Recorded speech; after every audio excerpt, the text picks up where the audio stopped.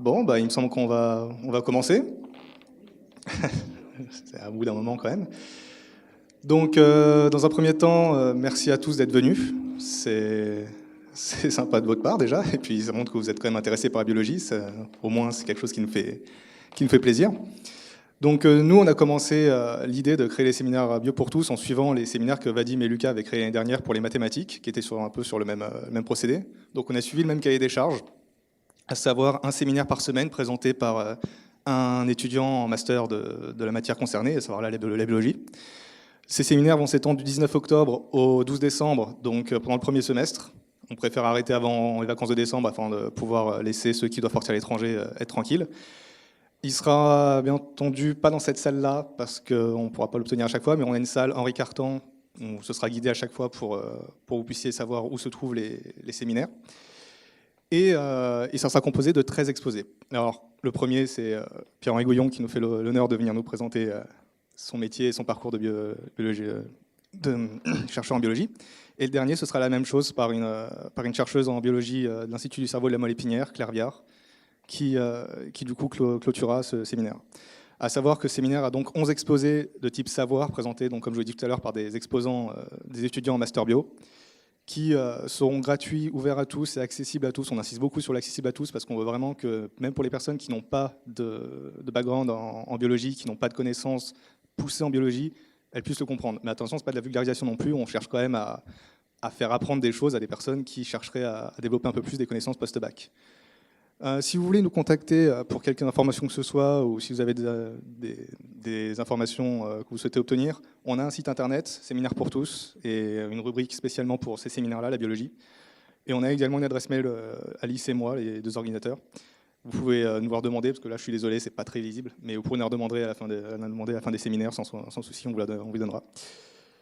Donc pour les séminaires, c'est assez rapide, assez simple. Chaque séminaire est basé sur une thématique plus ou moins différente à chaque fois, très vaste, parce que la biologie est un domaine qui est composé d'énormément de thématiques différentes, qui donc vont de l'astrobiologie à l'immunologie, en passant par la biologie cellulaire, avec des questions toujours un petit peu étonnantes, intrigantes, peut-être attirantes, justement, c'est ce qu'on cherche à avoir, mais qui derrière ça cachent quand même des notions de biologie qui sont importantes, des notions qui sont nécessaires dans le domaine de la biologie, dans le milieu de la biologie en tant que chercheur, qui nous poussent vraiment à comprendre et à répondre à ces questions. Et c'est avec vous qu'on essaiera de répondre à ces questions, que les intervenants essaieront de répondre aux questions à chacun de ces séminaires. Donc je vais laisser Alice présenter Pierre-Henri Gouillon et la suite de la présentation. J'espère que vous profiterez. Bonsoir. Oups. Donc, comme Alban vient de vous le dire, il vient de vous présenter Bio pour tous, et moi je suis là pour vous présenter Pierre-Henri Gouillon, qui nous fait donc l'honneur de venir. Donc, Pierre-Henri Gouillon, peut-être que vous l'avez déjà aperçu au cours d'une conférence, parce qu'il en donne un certain nombre, ou que vous l'avez entendu sur France Inter, France Culture, un plateau télé, ou que sais-je, pour vous parler de biologie, au sens large bien sûr, d'écologie, de biodiversité, de sexe, d'OGM, de bioéthique, ou que sais-je encore. Pierre-Henri Gouillon va vous parler un peu plus en détail de son parcours. Là, je vous fais la version simplifiée, mais il a d'abord commencé par obtenir donc un diplôme d'ingénieur à l'INA Grignon, donc aujourd'hui l'AgroParisTech, qui est juste à côté, qu'il a poursuivi ou fait en même temps, mais ça, ce sera les détails qu'il vous donnera, qu'une thèse en écologie à Montpellier, avant de faire un DEA en philosophie. Dites-moi si je me trompe, mais a priori, c'est bon. Et ensuite, donc, il a eu très vite un poste d'enseignant à l'AgroParisTech, puis de professeur. Il a enseigné pendant un bon moment à l'Université Paris-Sud, tout en poursuivant sa carrière de chercheur donc, sur des sujets divers et variés, dont il vous parlera également. À côté de ça, il a aussi, pendant un bon moment, enseigné, donc c'est ce que je viens de dire, et actuellement, il enseigne à l'École normale supérieure, à Sciences Po, à Polytechnique et à AgroParisTech toujours, et il a enseigné dans le passé à l'Université Paris-Sud. Donc c'est pour ça que c'était un intervenant de choix. Et juste une petite anecdote personnelle, moi je suis étudiante à l'ENS et je suis arrivée ici en me disant que les neurosciences, il y avait que ça de vrai et qu'étudier le cerveau c'était vraiment ce qu'il fallait faire, comprendre la pensée, c'était un peu un but dans la vie. Et après, il y a eu un obstacle sur mon parcours, ou un tremplin, je ne sais pas, vous le voyez comme vous voulez, C'est-à-dire qu'en L3, on a eu des cours de Pierre-Henri Gouillon, donc qui est venu nous parler d'écologie, évolution, biodiversité. Et là, je me suis dit, mais qu'est-ce que je vais aller faire en neurosciences? Et donc aujourd'hui, je fais de l'écologie-évolution. Voilà, donc des choses comme ça peuvent arriver. Et c'était pour ça qu'on a pensé que Pierre-Henri Gouillon était un intervenant de choix pour ce séminaire Bio pour tous, parce que c'est un chercheur de qualité et de renom. On atteste ses nombreuses publications scientifiques, ses livres connus plus ou moins, mais notamment Les Avatars du gène, dont vous avez peut-être entendu parler. Et c'est aussi, donc, comme je viens de le dire, un très bon vulgarisateur et un très bon prof. Et donc, bon, trop de compliments, je vais vous laisser à lui pour vous parler de la suite. Ça, Merci beaucoup. Peut être déçu, hein. Bon.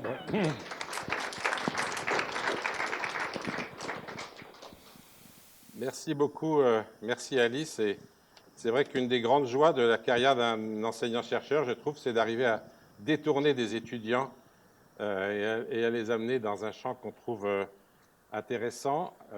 Quand je parle de détourner des étudiants, je ne suis pas particulièrement fier d'avoir détourné Alice de la neurobiologie, c'est quand même un truc intéressant, mais quand on est enseignant dans une école d'ingénieurs, alors là, il y a quand même plein de débouchés qui sont extrêmement inintéressants. Et donc, quand on trouve des étudiants intéressants, on essaye de leur éviter de devenir marchands d'aspirateurs pour le restant de leur jour. Voilà, donc moi, je voudrais vous parler, effectivement, on m'a demandé de parler de mon parcours, hein, j'ai fait un parcours scientifique, mais en réalité, un chercheur, si jamais il s'implique vraiment dans sa vie, il va faire plein d'autres choses que de la recherche, mais qui sont en lien avec la recherche. Et donc, je vais vous parler à la fois de la recherche et du reste. 40 ans de recherche, je ne vais pas pouvoir vous raconter tout, hein, rassurez-vous. Mais voilà, je voudrais vous dire d'abord que je n'ai pas du tout décidé d'être chercheur tout jeune. Moi, il y a des gens tout petits qui veulent être chercheurs, moi pas du tout. J'avais une certaine curiosité. D'ailleurs, il y a eu quelques éléments peut-être un peu importants dans ma vie. En troisième, par exemple. En troisième, j'étais dans un truc qui était fait pour les ratés, parce qu'au collège, je m'étais fait virer du lycée. Alors, j'étais dans un truc qui s'appelait Collège d'enseignement général. À l'époque, c'était pour les gens qui ne dépasseraient pas le CAP. Mais là, j'avais un super prof de maths, et un jour, il est arrivé, il nous a dit, écoutez, les enfants, il faut que je vous raconte un truc.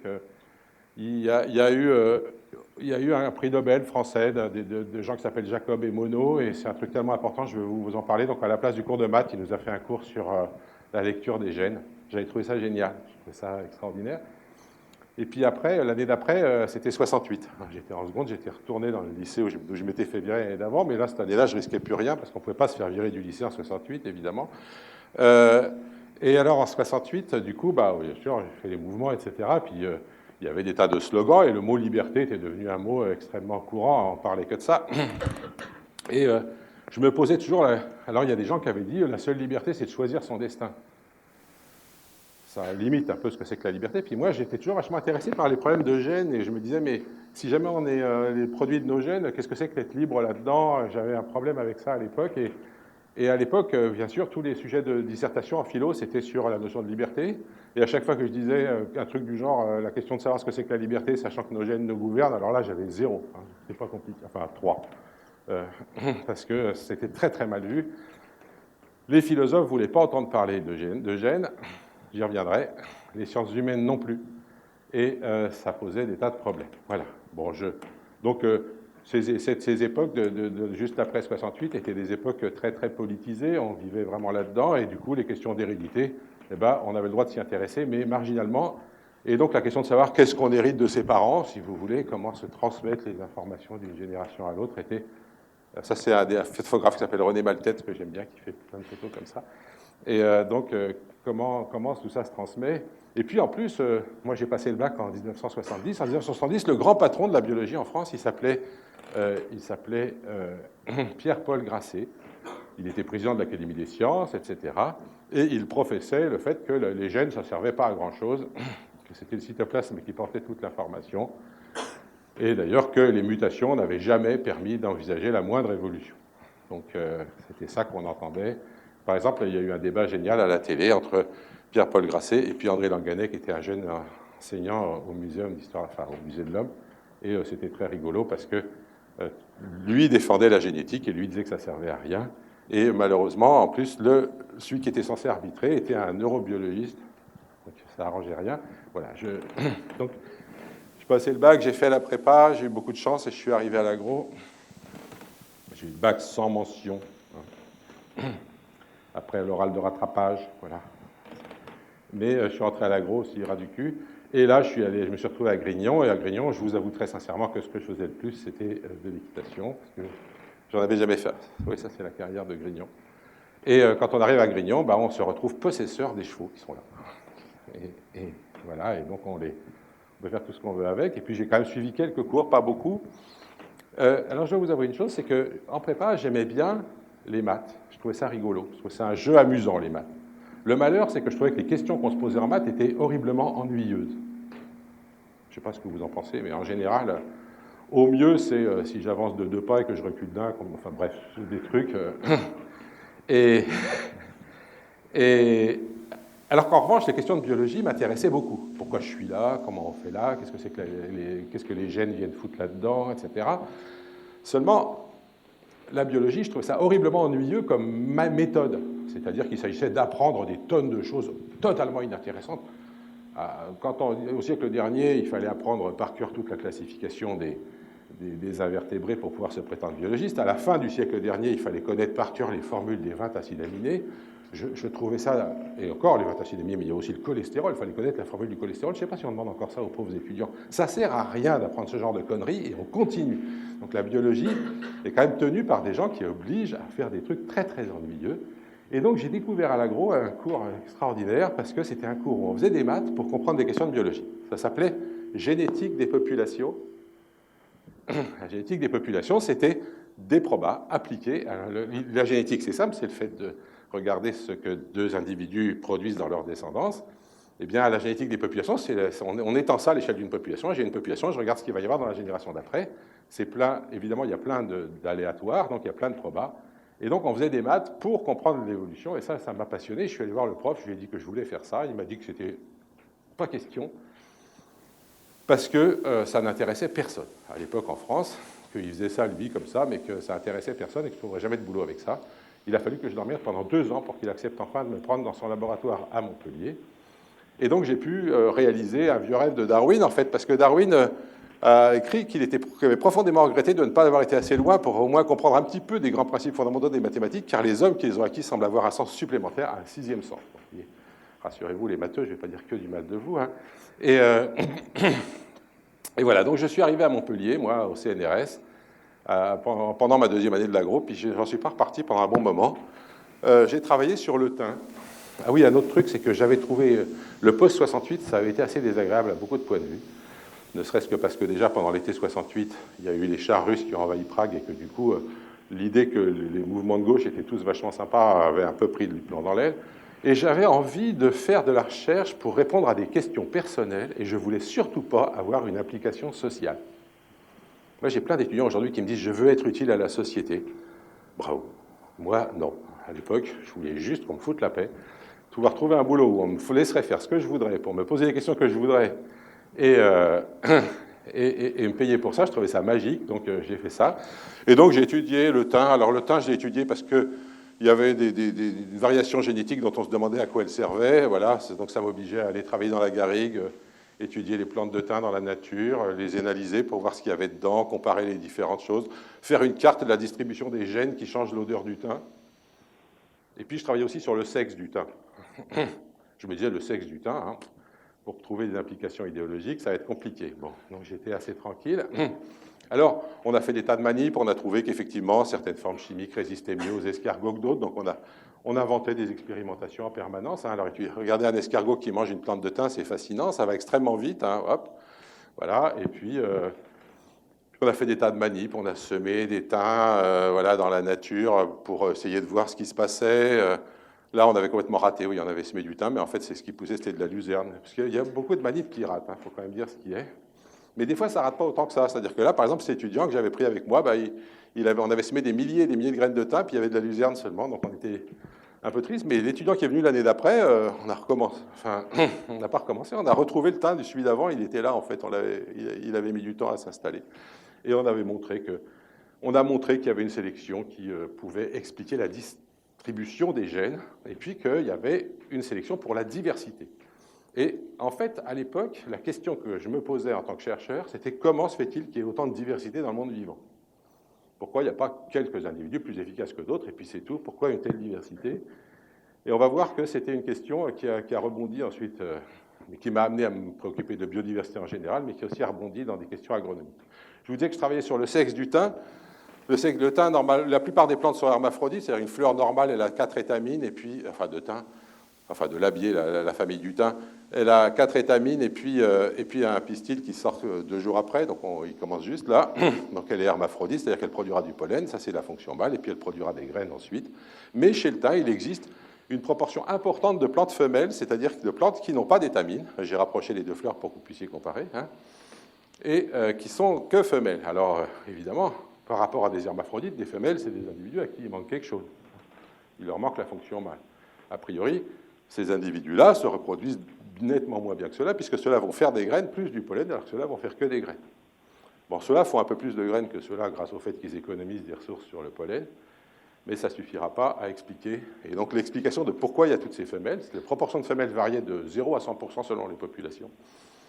Eh bien, c'était un challenge qui nous a pris quand même quelques années, d'ailleurs, à résoudre. On a été plus vite avec les gènes qui changent l'odeur du thym qu'avec ça.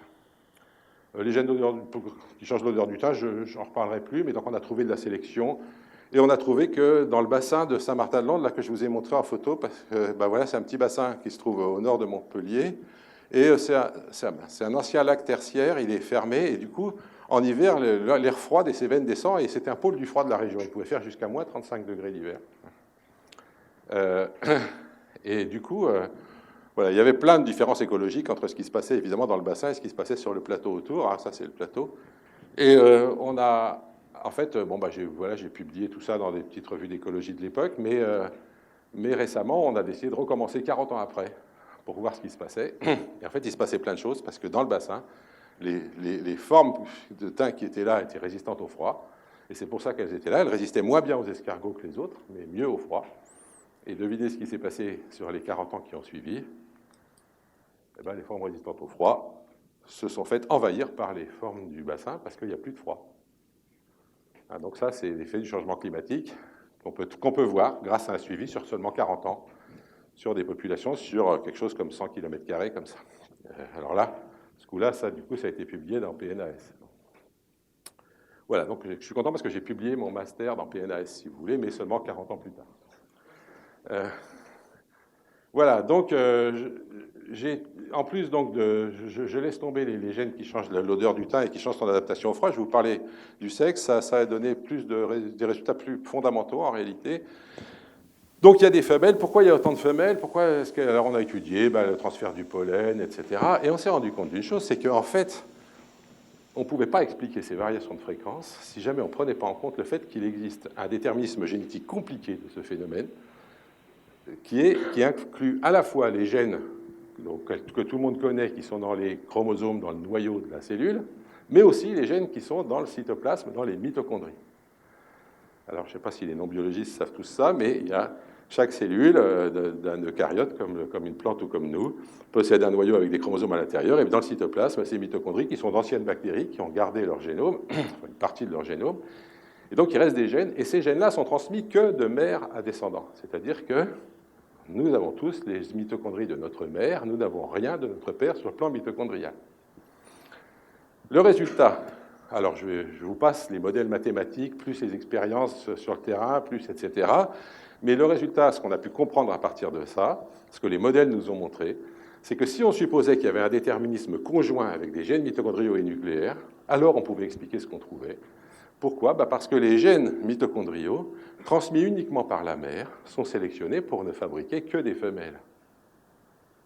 Du point de vue d'un gène mitochondrial, ça ne sert à rien de faire du pollen, puisqu'il n'est pas transmis par le pollen. Mais c'est un gâchis de ressources, parce que toutes les ressources mises dans le pollen, elles ne seront pas dans des graines. Donc n'importe quelle mutation dans les mitochondries qui coupe la fonction mâle est favorisée par la sélection naturelle. Du coup, il y a des femelles qui se répandent dans les populations. Mais plus il y a de femelles, plus ça devient intéressant pour les autres gènes, ceux du noyau, de fabriquer des hermaphrodites. Imaginez une population avec 90% de femelles, si vous faites du pollen, eh bien, vos gènes vont se tartiner sur les 90% de femelles, et donc vous allez beaucoup mieux vous reproduire si vous faites un hermaphrodite que si vous faites une femelle. Donc les gènes mitochondriaux sont sélectionnés pour faire des femelles, les gènes nucléaires sont sélectionnés pour faire des hermaphrodites. Et en réalité, ce qu'on était en train de voir là, c'était un conflit entre différents gènes dans un même organisme. les gènes mitochondriaux ayant intérêt évolutivement à fabriquer des femelles, les gènes nucléaires ayant intérêt à fabriquer des hermaphrodites. C'était une époque où on découvrait des conflits intragénomiques, mais en fait, c'était la première fois qu'on en trouvait un sur le terrain, comme ça. Et donc, ça a eu un peu de succès, sauf que ça n'a pas tout de suite plu aux Américains et aux Anglais, surtout que ce soit des Français qui aient trouvé ça, parce que les Français, encore à l'époque, étaient réputés de ne rien avoir compris à Mendel, et donc si on commençait à mettre des trucs qui n'étaient pas mendéliens, les gènes mitochondriaux, ce n'est pas mendélien, ça se transmet de mère à enfant, eh bien, ça paraissait comme le fait que ces Français ont toujours rien compris à l'hérédité. Donc il a fallu un petit peu se bagarrer, mais on y est arrivé. Donc aujourd'hui, cette hypothèse est totalement acceptée. L'existence de femelles chez les plantes hermaphrodites, qui est en fait très courante, eh bien, provient de ce conflit entre gènes nucléaires et cytoplasmiques. Quand les gènes cytoplasmiques gagnent, il y a beaucoup de femelles. Quand les gènes nucléaires gagnent, il y a beaucoup d'hermaphrodites.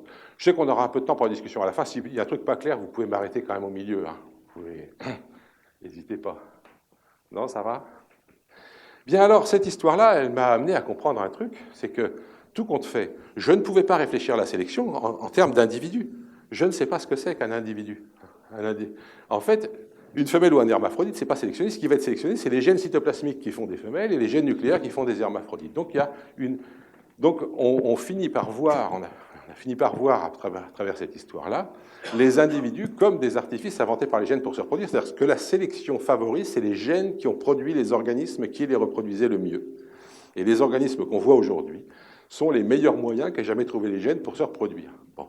C'est un peu vexant, et ça pose des tas de problèmes. Certainement, d'ailleurs, cette idée-là, je n'ai pas le temps là mais elle émergeait à cette époque-là parce que c'était une époque où on commençait à regarder l'histoire des êtres vivants en regardant leurs différences génétiques. Ça, c'est le premier travail de ce genre-là. Ça, c'est le nombre de différences dans l'hémoglobine A entre ces différentes bestioles. Et effectivement, eh bien, on trouve qu'il y a d'autant plus de différences que les espèces sont plus éloignées. Mais ce qui veut dire... Bon, j'ai pas le temps. Mais en tout cas, ce qu'on voit...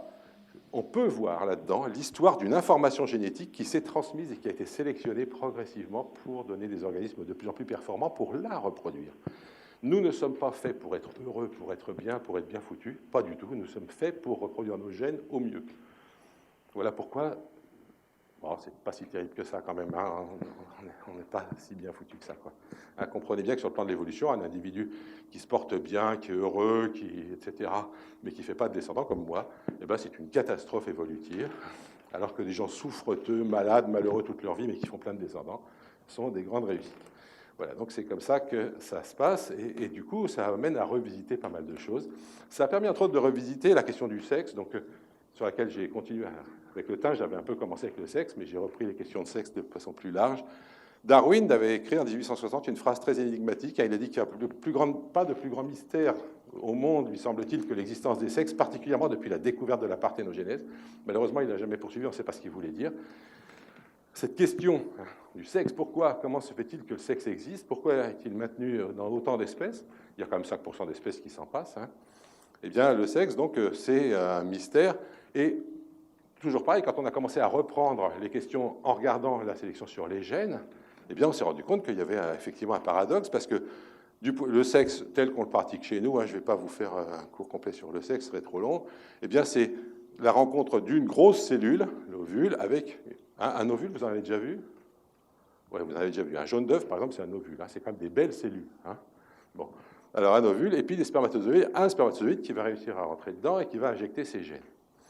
L'ovule, lui, il est produit par la femelle et les spermatozoïdes par le mâle. Bon. Or, l'ovule, c'était une grosse cellule, il vient d'un ovocyte, et dans lequel il y avait les deux gènes, il y avait tous les gènes de la femelle. Et qu'est-ce qu'elle fait, la femelle? Elle jette la moitié de ses gènes dans une poubelle, qu'on appelle un globule polaire en biologie, et tout ça pour mettre les gènes du mâle à la place. D'accord?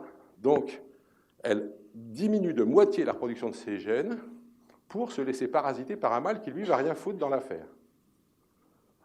Donc, il y a un comportement des femelles extraordinaire. Alors, admettons que le sexe soit bon pour l'espèce, parce que ça lui permet de surmonter des difficultés, d'avoir de la variation génétique, etc. N'empêche que les femelles se comportent d'une façon incroyablement altruiste. Elles divisent par deux leur reproduction pour simplement donner de la diversité à la population. C'est très gentil de leur part, on est très reconnaissant. Et donc, John Maynard Smith, qui était un chercheur avec qui j'ai beaucoup travaillé à l'époque, a expliqué ça de cette façon-là. Hein. Imaginez, dans une population comme la nôtre, une femelle qui fasse autant d'enfants que les autres, mais qui fassent que des filles parthénogénétiques, c'est-à-dire qui, au lieu de faire ce processus de méiose qui retire la moitié des gènes, et puis de mettre les gènes du mâle à la place, elles se contentent de se cloner, en admettant en admettant qu'elles fassent le même nombre de descendants que les autres femelles, par rapport à ce que fait une femelle normale, au bout d'une génération, elle fera 2 fois plus de filles, au bout de 2 générations, ça fera 4 fois plus, au bout de 3, ça en fera 8 fois plus, et au bout de 40 générations, ça fera 1000 milliards de fois plus. C'est-à-dire qu'en gros, à l'échelle de l'évolution, l'apparition d'une femelle parthénogénétique nettoie le sexe presque instantanément.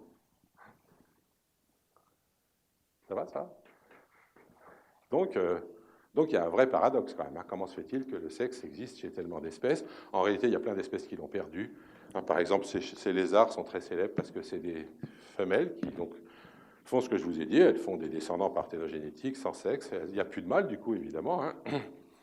C'est une grande terreur chez les hommes, hein, cette affaire-là, quand on leur dit ça pourrait arriver. Alors c'est drôle d'ailleurs, quand j'ai raconté cette histoire dans des salles, il y a toujours eu 2 sortes de réactions chez les hommes. Il y en a qui disent oh, mais alors on ne sera plus là. Je leur dis, ne vous inquiétez pas, vous serez mort. Hein, pas grave. Et puis, mais il y a un réflexe de classe, si vous voulez. Et puis, il y a les hédonistes qui disent il y a quand même un moment où ça va être sympa. Pour les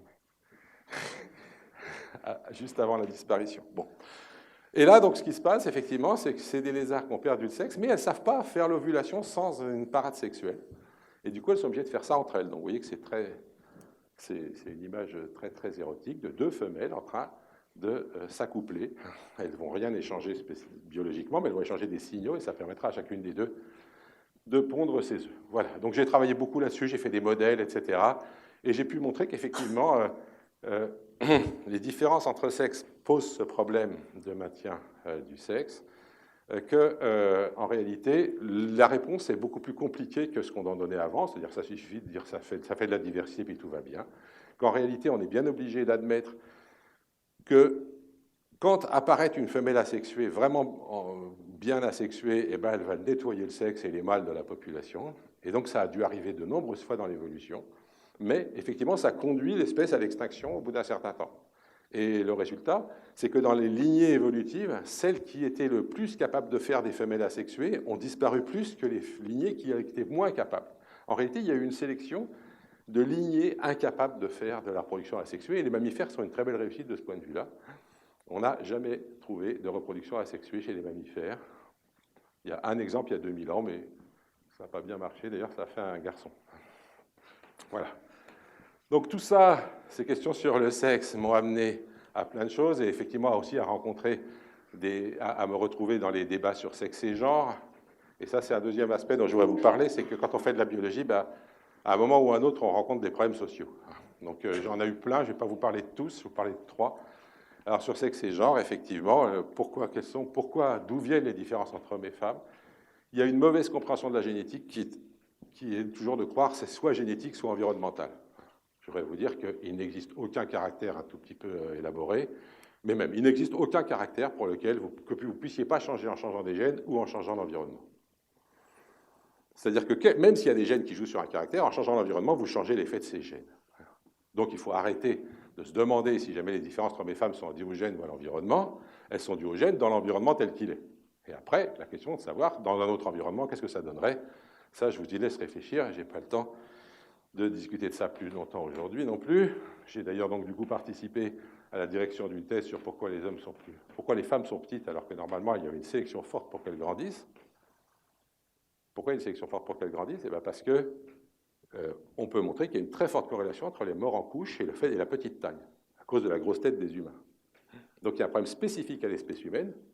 Dans les autres espèces, ça se passe bien l'accouchement. Mais chez les humains, la taille du bébé étant trop grosse, eh bien, les femmes trop petites ont de fortes chances de mourir. Donc, il y aurait une sélection pour qu'elles grandissent. Pourquoi elles ne grandissent pas? Si ça vous intéresse, vous regarderez le travail en question que j'ai co-dirigé avec Françoise Héritier, anthropologue avec qui je suis devenu un ami. Donc, c'est ça qui est génial, je trouve, dans la recherche, j'en reparlerai, mais on rencontre quand même des gens qui deviennent des amis, et des gens qui sont des gens prodigieusement intéressants. Voilà, j'ai aussi travaillé sur la dispersion des graines avec Isabelle Olivieri, donc, qui était à Montpellier, et voilà, chez les chardons, on a pu travailler sur des graines à disperser, des graines non dispersées, essayer de comprendre ce qui fait que la dispersion peut être ce qu'elle est. C'est pas si facile que ça à comprendre, parce que si vous imaginez un chardon comme ça qui se pose la question, est-ce que je fabrique une graine dispersée ou une graine qui tombe à mes pieds? Les graines dispersées, comme ça, elles partent avec le vent. la probabilité pour qu'elles tombent à un endroit où elles vont pouvoir germer est très très faible. La plupart, elles vont partir en mer quand il y a du mistral, dans des champs cultivés, dans des forêts, etc. Les chardons, c'est juste des petits endroits où ils habitent. Donc si vous cherchez à comprendre est-ce que c'est intéressant de faire des graines dispersées ou pas, vous allez trouver que c'est toujours que c'est plus intéressant de faire des graines non dispersées. La probabilité de s'établir sur place est bien plus grande. Donc il va falloir encore une fois trouver des mécanismes de sélection plus compliqués que simplement un intérêt tout bête. Donc c'est pareil, ça a donné lieu à toute une recherche sur les métapopulations, etc. Et toujours ça dans ce cadre de réflexion où les individus sont des artifices inventés par les gènes pour se reproduire, que moi j'y étais venu et j'y reviendrai à partir de mon histoire de sexe du thym. D'autres y étaient arrivés, par exemple en regardant les insectes sociaux. Ça, c'est des fourmis bonbonnes, vous savez. C'est des fourmis qui accumulent du miel dans leur abdomen. Et puis ensuite, elles restent là dans la fourmilière. Et quand les autres ont faim, elles viennent les manger. Oui, ça, c'est quand même gentil. Et donc, comment expliquer que les fourmis soient si gentilles avec leurs sœurs? Eh bien, on peut montrer que les fourmis partagent tellement de gènes avec leurs sœurs que c'est plus rentable pour leurs gènes de leur faire aider leurs sœurs que de leur faire faire des descendants à elles-mêmes, parce qu'elles ont plus de gènes en commun avec leurs sœurs qu'avec leurs filles. Donc, ça a donné naissance à l'idée du gène égoïste par Richard Dawkins, qui a été publié donc, dans les années 70. Toujours pareil, c'est la période où j'ai commencé. Hein. Et ça a immédiatement, en France, donné un résultat catastrophique, c'est que des philosophes, les sciences humaines sont tombés à bras raccourcis sur les biologistes en les accusant d'être des crypto-nazis. C'est pour ça que et moi, avec mon histoire de gènes, d'individus inventés par les gènes pour se reproduire, je ne me rends pas comment je pouvais considérer. Donc, c'est pour ça que je suis allé faire de la philo, en fait. Hein. Après ma thèse d'État, c'est-à-dire que ça correspond à l'actuel HDR, si vous voulez. J'ai fait de la philo avec Michel Henry, qui était un philosophe montpelliérain, parce qu'à l'époque, j'étais au CNRS à Montpellier toujours. Il m'a fait découvrir Schopenhauer, il m'a fait découvrir des tas de choses. Et j'ai découvert qu'en fait, les philosophes, ça faisait belle lurette, que certains avaient réfléchi au fait que les êtres vivants étaient vraiment programmés pour reproduire quelque chose et que ce quelque chose se reproduisait à travers eux. Ce qu'on disait sur les gènes, en fait, Schopenhauer l'avait déjà dit. Lui, il avait appelé ça « vouloir vivre ». Évidemment, il ne risquait pas d'appeler ça gène, c'était en 1818. Hein. Mais ces idées-là, et l'idée qu'une volonté de reproduction préexiste largement à la conscience, par exemple, se trouve dans Schopenhauer. J'ai fait beaucoup de philo à l'époque, et puis Michel Henry est parti à la retraite, et moi je suis parti à Montpellier. Là, j'ai pu trouver de philosophes avec qui m'amuser, donc j'ai travaillé avec des historiens, comme Jacques Roger, qui était le grand patron d'histoire de la biologie en France. Et puis, j'ai rencontré des philosophes tout à fait remarquables, comme Jean Gaillon, mais à l'époque, il n'était pas encore à Paris. Et avec lui, on a pas mal travaillé. Et tout ça m'a aidé parce que constamment, je me retrouvais avec ce problème de savoir si on avait le droit de dire que les gènes jouaient à quelque chose pour nous, de savoir si jamais on était un méchant type de droite quand on disait ça. Et pour vous donner un exemple, il y a eu un journal remarquable, un magazine qui s'appelle Philosophie Magazine, qui a organisé un débat entre ces deux personnages. Ils les ont mis à l'envers sur la photo. Donc à gauche, un type de droite que vous connaissez tous, et à droite, un type de gauche qui s'appelle Michel Onfray. Et leur jeu consistait à s'engueuler. Alors je vous en ai mis quelques mots parce que je n'ai pas le temps, encore une fois, de montrer ça. Mais Onfray dit, à mon sens, on n'est ni bon ni mauvais. Il discute de pourquoi il y a des gens qui font des trucs pas bien, pourquoi il y a des pédophiles, tout ça. Ce sont les circonstances qui fabriquent l'homme. Et alors Sarkozy lui répond, mais qu'est-ce que vous faites de nos choix, de la liberté de chacun? Onfray répond, je pense que nous sommes façonnés non pas par nos gènes, mais par notre environnement, par les conditions familiales et socio-historiques dans lesquelles nous évoluons. Vous voyez, ça, je trouve ça génial. Vous avez un politicien et un philosophe qui discutent de pourquoi les gens font des trucs pas bien, et au bout de 2 minutes, ils en viennent à parler de gènes. Ils y connaissent rien ni l'un ni l'autre, mais ils ont un avis dessus. Et c'est un avis tranché. Onfray, c'est clair. C'est non pas par nos gènes. Donc nos gènes, on s'en fout. C'est un mec de gauche. Ce que je vous disais tout à l'heure. Et s'il y a un mec de droite en face, ça rate jamais. Je ne suis pas d'accord avec vous.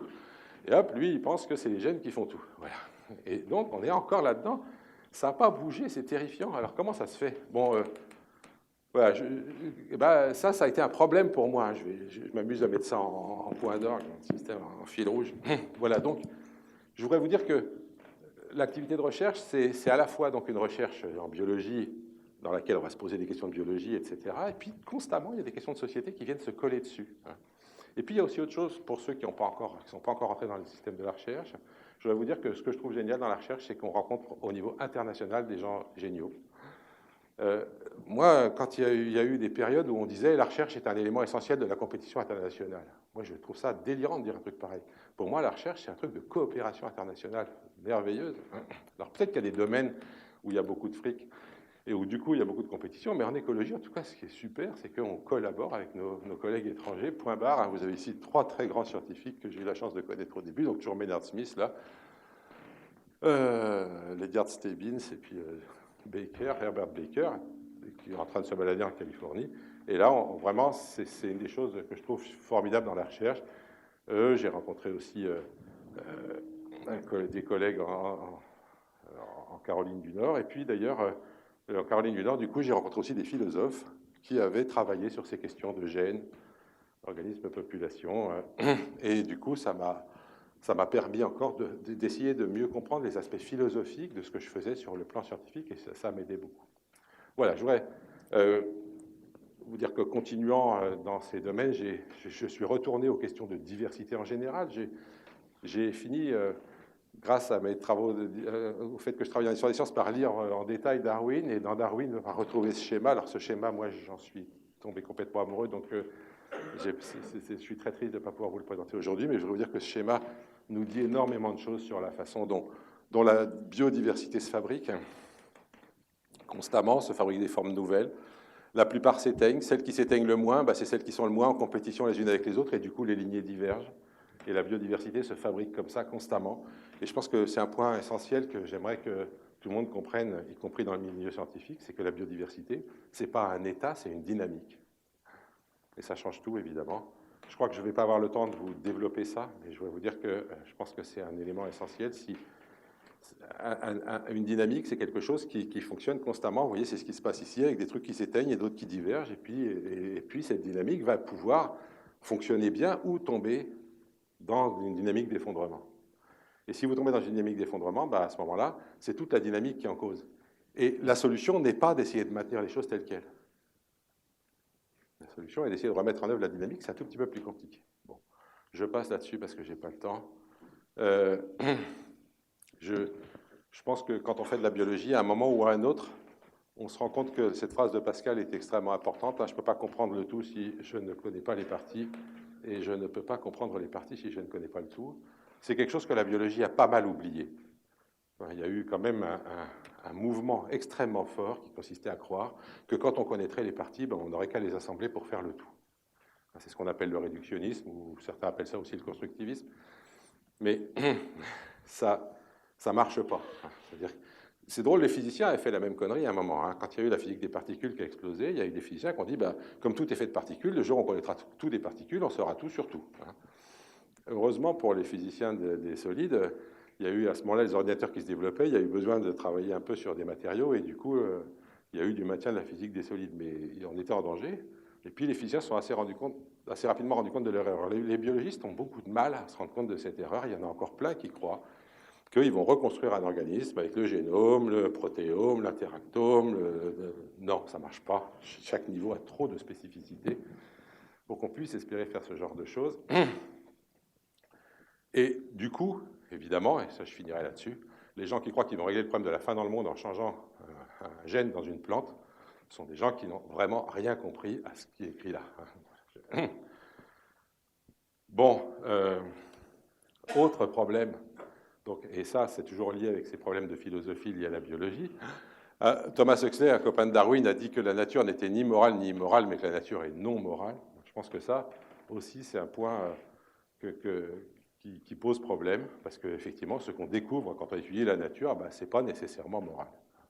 Et du coup, ça peut poser des problèmes. Bon, ouais, je vais passer là-dessus parce que ça serait trop long. Excusez-moi, j'avais prévu des trucs là, mais je n'ai pas le temps. Ouais, non. Voilà, ça c'est ce que je vous disais sur les équilibres dynamiques, mais je pense que je vous en ai dit assez. Et je voudrais finir le dernier quart d'heure en vous disant que l'un des problèmes qu'on peut avoir quand on est un biologiste, c'est que la biologie est devenue une science terriblement active dans nos sociétés. Elle est devenue terriblement active, c'est-à-dire qu'on est rentré dans une phase... Vous avez coupé, mais si vous voulez, vous avez 1h15 pour les coups. Oui, il reste une demi-heure, quoi. Ouais, d'accord. Non, mais comme ça. Ne vous inquiétez pas, je vais... Mais j'aimerais bien qu'il y ait une discussion quand même. Enfin, oui. C'est ça, comme ça, pour être sûr, il y a des D'accord. Je voudrais insister, écoutez, si ça vous intéresse, je pourrais vous en dire plus sur la biodiversité, mais je préfère passer à d'autres choses tout de suite. Et puis j'y reviendrai quand même un peu. La biologie est une science terriblement active, c'est-à-dire que, en réalité, au nom du progrès, là, toutes les sciences se sont mises à penser progressivement. Vous savez que c'est au XVIIIe siècle que l'idée de progrès, au sens actuel, apparaît. L'idée que les sciences vont permettre un progrès illimité de l'humanité, et que le progrès scientifique amène un progrès technique, que ce progrès technique amène un progrès en termes de confort, et que le progrès en termes de confort va permettre aux gens, débarrassés des contingences de la vie courante, de s'élever l'esprit et l'âme, et du coup de devenir plus intelligents et plus moraux. C'est là que ça... Bon. C'est là que ça ne marche pas, en fait. Alors, je voudrais... D'ailleurs, pour illustrer ça, je vous ai mis là la fiche de l'exposition internationale de 1933, qui titrait « Un siècle de progrès ». Il faut le faire, quand même, de dire « un siècle de progrès » en 1933. On a inventé la Première Guerre mondiale, mais on a dit « plus jamais ça, promis, on ne le fera plus ». Et on a inventé la première grande crise économique mondiale, 1929, et pareil, ça n'arrivera plus, on a mis les banquiers au pas, ils ne feront plus les cons. Vous connaissez la suite. Eh bien, n'empêche que les scientifiques sont toujours autant convaincus que leur activité drive un progrès linéaire, etc. Et qu'il ne faut surtout pas freiner le progrès. C'est-à-dire que, moi je ne dis pas qu'il n'y a pas de progrès, hein. Je dis juste que peut-être on pourrait se permettre de choisir quel progrès on veut parmi différentes possibilités, plutôt que de décider que toute technique, a priori, doit être mise en œuvre. Eh bien non, ça c'est pas du tout dans l'idéologie de la communauté scientifique et surtout des dirigeants de la communauté scientifique. En fait, si vous ne pensez pas que le progrès doit être maximisé à toute vitesse, etc., eh ben, vous n'allez jamais vous retrouver dans les dirigeants des instances scientifiques, que ce soit Académie des sciences, CNRS, INRA ou tout ce que vous voudrez d'autre. Alors le progrès, moi j'ai appris à m'en méfier grâce à mes cours d'histoire des sciences, parce que j'ai appris que le cousin de Darwin, Galton, eh ben, après avoir bien compris Darwin, il en a déduit qu'il était temps de mettre en œuvre une nouvelle science qu'il a appelée l'eugénique, qui étudie les méthodes sous contrôle social qui améliorent ou détériorent les qualités raciales des futures générations, que ce soit physiquement ou mentalement. Bon. Et pourquoi faire ça? Eh bien, effectivement, pour améliorer l'espèce humaine. Et donc, très rapidement, au début du XXe siècle, une fois que la génétique a été ajoutée à la théorie darwinienne, eh bien, on va voir arriver l'eugénique, qui est une science qui va se développer à toute blinde. Et moi, ça m'a tellement choqué que je suis obligé de vous en parler. Désolé si ce n'est pas mes propres recherches, mais ça a influencé mes recherches. L'eugénique, présenté donc là dans des documents américains de l'époque, hein, comme un arbre qui réunit toutes les sciences dans un grand dessin, vous voyez, l'idée d'une convergence pour l'autodirection de l'espèce humaine. Cette idée de convergence, méditez-la, parce que la convergence, on y revient aujourd'hui, ça s'appelle la convergence NBIC, c'est transhumaniste, hein, on est dans les mêmes logiques. Hein. Et donc qu'est-ce que ça a donné? Une des choses qui m'a stupéfait, et j'y reviendrai, donc c'est que la Société américaine d'eugénique démarre avec 4 personnages dans le bureau. Donc Thomas Morgan, qui était le plus grand généticien de l'époque, pas de problème, l'homme qui a utilisé les drosophiles, montré que les chromosomes portaient l'hérédité, etc.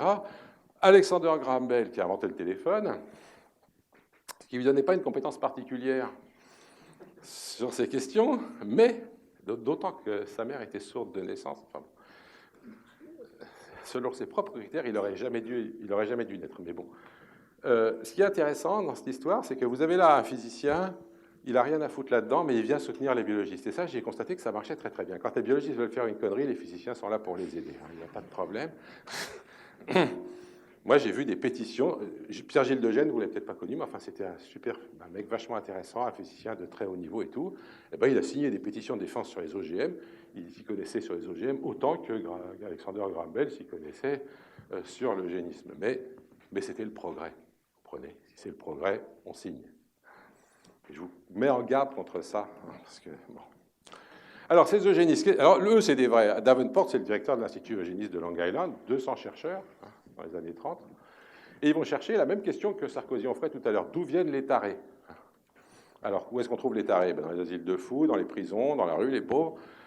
On remonte leurs ascendances grâce au registre des églises, et puis on redescend pour voir ce que ça donne. Ils ont trouvé une dénommée Adagio qui vit en 1740. Ils ont trouvé 92% de ses descendants. C'est un travail de fourmi dans les archives. 64 sont des débiles mentaux, 74 des pervers sexuels, 196 des illégitimes, c'est-à-dire nés hors mariage, c'est grave. 142 des pauvres et 77 des criminels et meurtriers. Vous voyez que Ada Duke n'a pas rendu service à la nation américaine, elle aurait mieux fait de s'abstenir. Parce que tout ça, c'est génétique en plus. Ça, c'est un petit dessin qui était présenté à l'époque avec un gène dominant qui se transmet dans une famille, et le gène détermine le caractère d'illégitimité. Naissance hors mariage. Et oui. La grande presse se saisit du problème. Là, vous avez Karl et Anna. Alors, en noir, c'est les normaux. En rouge, c'est les débiles mentaux mis à l'asile. Et en bleu, c'est les débiles mentaux pas mis à l'asile. Et ben voilà, donc ils ont été 2 débiles dans un asile. Ils ont eu une fille débile qui a fait plein de débiles, avec 2 maris débiles. Une normale qui a eu un mari normal. Alors, malheureusement, on ne sait rien sur leurs 15 enfants. Puis une débile légère qui a eu un mari comme elle. Et en deuxième génération, c'est la cata. Et qu'il est temps d'agir. La Société américaine d'eugénique va se présenter dans des stands où elle va montrer que l'hérédité de la couleur des grains de maïs et l'hérédité de l'illégitimité, c'est la même chose, c'est des gènes. Il y a des lumières qui flashent, bon, je passe là-dessus, mais enfin, on va vous expliquer que toutes les 48 secondes, il y a quelqu'un qui n'aura pas un âge mental de plus de 8 ans. Toutes les 50 secondes, il y a une personne qui est mise en prison aux États-Unis. J'aime beaucoup la phrase après, « Very few normal persons ever go to jail ». Et puis donc ça, bon, et alors ça, on en voudrait moins, ça, on en voudrait plus, ça, toutes les 7 minutes et demie, il naît quelqu'un qui sera utile à la nation. Quelqu'un comme vous et moi, si vous voulez. Donc, le déséquilibre est fort. Au 1er janvier 1935, on en est déjà à 21 539 stérilisations pour cause de mauvais gènes sur le territoire américain. Il y aura des procès comme les Dames Buck qui ne veulent pas être stérilisés. Le juge de la Cour suprême va conclure 3 générations d'imbéciles, c'est assez, et hop, on les stérilise. 65 000 personnes stérilisées dans cette période. On n'apprend pas ça en histoire en France. C'est un scandale qu'on ne l'apprenne pas. Parce qu'on apprend... Vous trouverez tout ça sur le web sans difficulté, ne vous inquiétez pas. Et parce qu'aux USA, ils apprennent ça au lycée en histoire. C'est vraiment important, parce qu'il faut bien comprendre que le nazisme n'a été que la continuation de l'eugénisme un peu exacerbé dans le contexte allemand. En France, comme il n'y a pas de biologie, vous comprenez, tout est social. Donc, le nazisme, c'est le produit de Weimar et de la crise économique, etc. L'idée qu'il y avait un vaste mouvement pour éliminer les mauvais gènes dans les populations et pour chercher la race pure, mais ce mouvement, il a déferlé sur tout le monde anglo-saxon. Pourquoi le monde anglo-saxon? Parce que c'était là qu'il y avait de la génétique. En France, on a été protégé contre ça. On était encore totalement lamarckien, on ne croyait pas aux gènes. Et donc, il y a des fois où ça sauve d'être stupide. Voilà. Ce que je voudrais que vous voyez bien, c'est que, oui. Pour quelle raison ça a aussi été important en Allemagne? Ah ben, l'Allemagne a fait partie. Pour quelle raison ça a été en Allemagne, ça a été aussi important? L'Allemagne était dans la même... En fait, c'est le monde protestant qui a accepté assez facilement la génétique pour des raisons que vous pourrez réfléchir sur le problème de savoir si la grâce peut être donnée à la naissance ou pas, etc. Si l'idée qu'une différence à la naissance soit choquante ou pas. Mais effectivement, les idées de la génétique étaient parties vraiment de l'interaction entre les pays, l'Angleterre, les pays scandinaves, les USA et l'Allemagne. Ce que je voudrais que vous sachiez, c'est que tous les scientifiques de l'époque ont défendu l'eugénisme. C'est ça qui est intéressant. Croyez-moi, si vous aviez vécu en 1930, vous auriez été pro-eugéniste, comme moi. Ça m'a fait un choc, moi, en tant que jeune chercheur. Travaillant sur ces questions de génétique, je me suis rendu compte qu'effectivement, il y avait des raisons de se méfier de la génétique, vous voyez. Et que du coup, moi, les gens comme Pearson, c'est le type qui a inventé le Ki2, le test de corrélation de Pearson, un très grand scientifique, de gauche d'ailleurs en plus à l'époque, défend l'eugénisme et dans un livre qui s'appelle, vous voyez, Darwinism, Medical Progress and Parentage, c'est bien sur le progrès. Et je me suis rendu compte qu'en fait, notre seule supériorité sur ces braves gens, c'est qu'on sait ce qu'ils ont fait et qu'on peut essayer de ne pas recommencer. Mais que je ne suis pas plus intelligent que j'en suis sûr. Donc, il va falloir que je sois méfiant sur la façon dont je considère mon action de scientifique sur la société. Et ça, je trouve que moi, c'est un message que j'ai pleinement reçu de mes études d'histoire des sciences. Alors, je voulais vous donner 2 exemples. Pearson, Julian Huxley, fondateur de la théorie synthétique de l'évolution, petit-fils du Thomas Huxley, copain de Darwin, fondateur de l'UNESCO, qui a écrit un livre, What They're Writing, qui est un manifeste eugéniste. Voilà. Alors, il avait un frère, Aldous Huxley, qui, lui, était assez critique vis-à-vis de la façon dont la biologie évoluait à l'époque, mais Aldous Huxley est resté eugéniste, lui aussi, jusqu'à la guerre. Il a fallu attendre Nuremberg pour que tout ça change. Alors, c'est pareil, si vous voulez qu'on en discute, on en discutera. Nuremberg, c'est un moment extraordinaire où on place la dignité humaine tellement haut que les crimes contre l'humanité sont impardonnables et que du coup, même au nom du progrès, on n'a plus le droit d'attenter à la dignité humaine. Mais avant Nuremberg, le progrès était le seul impératif. Tant pis s'il fallait casser des œufs sur le chemin. Voilà. Bon, je voudrais vous dire que pendant ce temps-là, de l'autre côté du rideau de fer, ce qui s'est passé n'était pas plus réjouissant. Il y avait un très grand généticien qui s'appelait Vavilov et qui, effectivement, a travaillé sur la diversité des plantes cultivées, etc., et a commencé à rassembler des ressources génétiques, etc. Mais un dénommé Lysenko a convaincu Staline et les soviets que la génétique était une science bourgeoise réactionnaire. Pourquoi? Parce que les gens de gauche, comme on l'a vu tout à l'heure, pensaient que les gènes n'avaient aucune importance, et donc les généticiens disant que les gènes changeaient des choses, eh bien, étaient contre alors, Marx ne s'est pas prononcé là-dessus, mais Engels avait très clairement pris position pour ce truc-là. Et donc, si jamais on dit qu'il y a des inégalités à la naissance, eh bien, c'est qu'on est un sale réactionnaire. La génétique a été interdite en URSS. Vavilov a été emprisonné et il est mort de faim dans la prison de Saratov en 1943. Et tous les généticiens russes sont morts au goulag. Donc, c'est un début, mais le XXe siècle, quand on réfléchit à comment la biologie s'est implantée au XXe siècle dans nos sociétés, c'est d'une violence extrême. À l'ouest, on stérilisait les pauvres gens, et à l'est, les pauvres gens zigouillaient les généticiens. Voilà comment ça a commencé tout ça. C'est voilà. Bon, je vous engage à réfléchir quand même à notre inscription, à nous scientifiques, dans la société, à la lumière de ce genre de choses.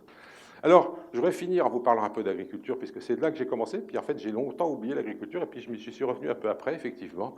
Je me suis rendu compte que quand on réfléchissait, l'agriculture, c'était une démarche très difficile, très pénible. La pénibilité du travail agricole, c'était quelque chose. Et donc, c'est assez normal que le fait de moderniser, etc., ça a eu du succès, mais simplement, effectivement, au fur et à mesure qu'on modernisait, on est rentré dans un système industriel qui a rendu cette agriculture de moins en moins écologique, si vous voulez, de moins en moins respectueuse des plantes sur lesquelles elle travaillait, des animaux, des sols, etc. Plus c'est allé, plus on a mis en place des systèmes homogénéisants, des cultures extraordinairement homogènes, des mécanisations folles qui amenaient effectivement à ce que très peu de monde puisse cultiver des très grandes surfaces, mais au prix du fait que, puisque tout était homogène, eh bien, il fallait mettre constamment des tonnes de pesticides sur le système pour que ça se maintienne.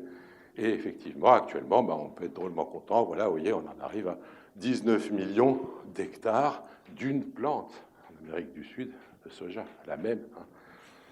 Alors, tout ça, ça se fait grâce au fait qu'on peut mettre des pesticides en quantité, déjà des herbicides. Alors les herbicides, vous connaissez tous le fameux Roundup. À ce sujet, il y a une erreur constamment faite. Le Roundup, c'est un herbicide qui contient une molécule active qui s'appelle le glyphosate. Et le glyphosate, je vais vous dire, si vous mettez du glyphosate sur une plante, ça ne lui fait rien, parce que ça ne rentre pas dedans. Il faut toute une série d'adjuvants pour faire rentrer le glyphosate dans la plante. Et le Roundup a une toxicité pour les plantes qui est due à la fusion conjointe des adjuvants et du glyphosate. Mais la toxicité pour les humains, elle est certainement aussi due à ça. Donc les études sur le glyphosate, moi je m'en fous. Ce que je veux, c'est des études sur le Roundup, et tout le monde se garde bien d'en faire. D'autant que la formule du Roundup reste secrète. Voilà, donc moi je ne sais pas si le glyphosate est toxique ou pas, et de toute façon, même s'il ne l'était pas, ça ne me dirait pas si le Roundup est toxique ou pas. Mais ça, voilà. Alors, ce truc-là, ça a été l'un des produits phares de la marque Monsanto, comme vous le savez. Monsanto, c'est quand même un criminel de guerre. Je pense que vous savez tous que Monsanto, avant de faire du Roundup, il a fabriqué l'agent orange, qui était un défoliant. Les soldats de l'armée américaine se plaignaient que les soldats viets se cachaient sous les feuilles pendant la guerre du Vietnam. Et Monsanto leur a dit qu'à cela ne tienne, nous, on a un défoliant, on va faire tomber les feuilles, vous allez voir, ils ne pourront plus se cacher. Puis en plus, si vous en mettez sur les cultures, ça va les affamer, on va gagner la guerre. Donc, ça, c'est l'armée américaine dépendante de l'agent orange sur la campagne vietnamienne. On sait que les responsables de Monsanto de l'époque connaissaient les effets sur les enfants qui naîtraient après exposition à l'agent orange.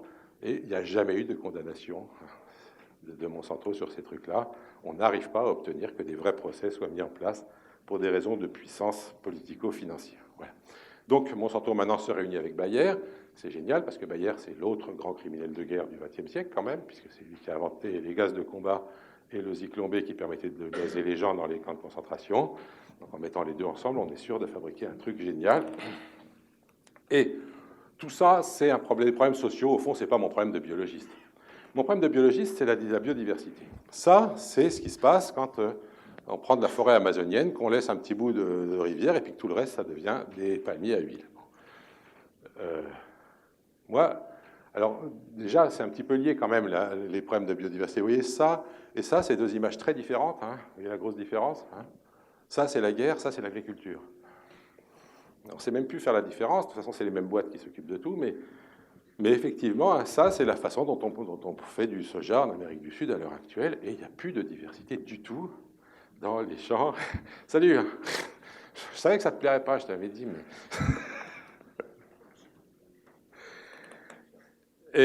Et on fabrique du soja en grande quantité, mais au prix d'une destruction totale de l'environnement. Et pourquoi? Et donc, il y a des gens qui se sont inquiétés de ça, qui ont dit, mais enfin, quand même, toutes ces manipulations génétiques qui aboutissent à faire des choses aussi homogènes, etc., c'est peut-être pas une bonne chose. Le débat sur les OGM est un débat infernal, parce qu'il y a tout et son contraire qui est raconté dans tous les sens. Moi, je voudrais juste vous parler de biodiversité, je ne vous parlerai pas du reste. Hein. Mais je voudrais quand même vous dire que devant le fait que les gens étaient inquiets des OGM, il y a les boîtes de biotech ont demandé à des boîtes de com de trouver des slogans qui marchent. Et c'est une boîte de com anglaise qui a gagné, avec le slogan que vous connaissez tous, nourrir la planète. Croyez surtout pas que ce soit ni Monsanto, ni les chercheurs qui faisaient des OGM qui l'aient trouvé, c'est une boîte de com qui l'a trouvé. Ce qui est génial, c'est que qui est-ce qui a le mieux répété ce slogan? C'est les scientifiques eux-mêmes. Vous imaginez bien, vous êtes un scientifique, vous faites des OGM, quand vous allez vous bouffer chez vos voisins, ils vous traitent de méchants, vous lui dites, mais non, je vais nourrir la planète, ah ben, ça va mieux quand même, on se sent mieux, on est dans le progrès. Alors je voudrais quand même vous dire que ça, c'est un slogan et que ce n'est pas vrai. Moi, en tant qu'agronome, je peux vous dire que ce qui fait qu'il y a des gens qui meurent de faim, ce n'est pas qu'il n'y a pas assez à manger sur Terre, c'est qu'il y a trop de pauvres, que les gens ne peuvent pas acheter à manger, que si vous faites une agriculture plus chère, plus technique, eh bien, même si vous augmentiez le rendement, ce qui n'est pas du tout prouvé, parce que pour le moment, on n'augmente pas les rendements avec les OGM, eh bien, comme vous augmenterez les écarts de revenus, parce qu'il y aura des riches et des pauvres, eh bien, vous augmenterez le nombre de gens qui meurent de faim. Donc, il n'y a pas besoin d'avoir fait des études d'agronomie et d'économie très compliquées pour comprendre ça, mais simplement, effectivement, ça, ce n'est pas quelque chose qu'on comprend juste en regardant l'OGM qu'on fabrique sur sa paillasse. Donc, il faut que les biologistes, quand ils veulent comprendre ce qu'ils font dans la société, ils aillent discuter avec des agronomes du tiers-monde, avec des économistes, etc., qui ne se contentent pas de regarder leurs petits gènes dans leurs plantes. Alors ça, moi, les OGM, il s'est trouvé que c'est là que j'ai été rattrapé, si vous voulez. Je m'étais déjà retrouvé avec les problèmes que vous avez vus de philo, etc., sur les gènes. Mais quand j'ai pris un poste à Orsay, comme l'a dit Alice, j'avais à prendre un labo, il fallait lancer des programmes de recherche. Et à la fin des années 80, je me suis dit, il y a un sujet qui pourrait être intéressant, c'est la dispersion des OGM. À la fin des années 80, on ne cultivait pas encore d'OGM, ils sont arrivés qu'à la fin du XXe siècle. Mais on savait qu'ils allaient arriver. Donc j'ai lancé des expériences pour voir la dispersion des gènes en disant que vont devenir les gènes des OGM une fois qu'on les cultivera dans un champ, où est-ce qu'on va les retrouver. Ça, c'était un travail de génétique des populations, c'est ce que je savais faire. J'ai fait des manips et des modèles. On sème par exemple une parcelle de maïs à grains bleus comme ça, puis ce qui est bien avec ce gène-là, c'est qu'il s'exprime tout de suite, donc je peux aller regarder à 10 mètres, à 50 mètres, à 100 mètres, à 500 mètres, à 1 kilomètre, combien je retrouve de grains bleus, et donc je vais avoir la courbe de dispersion des pollens. Et alors, ce qui est génial, c'est quand on fait ça, on trouve que la dispersion à partir du bord du champ, ça tombe très très vite. Et ce que font les statisticiens dans ces cas-là, c'est qu'ils fitent ça avec une courbe de loi normale. Parce qu'ils aiment bien la loi normale, les statisticiens. Voilà, ils sont fans de loi normale. Bon, on ne peut pas leur reprocher. Hein. Seulement, le résultat, c'est que du coup, ils en déduisent qu'à 300 mètres, il n'y aura plus rien. Seulement, moi, à 300 mètres, j'en trouve encore. Alors, je suis embêté, parce que quand on est en face d'un statisticien et qu'on lui dit qu'il se gourre, c'est pas facile, parce que lui, il va toujours trouver des tas de biais dans ce qu'on fait. Mais on a fini par faire un joli petit modèle comme ça. Je pourrais vous présenter ce modèle, parce que je le trouve assez rigolo. Et il n'est pas si intuitif que ça. Imaginez que j'ai deux plantes là, une plante A et une plante B, qui émettent toutes les deux du pollen, et je me pose la question, quelle est la proportion de pollen A et B que je vais trouver quand je m'éloigne indéfiniment de cet endroit-là? Eh bien, c'est pas compliqué.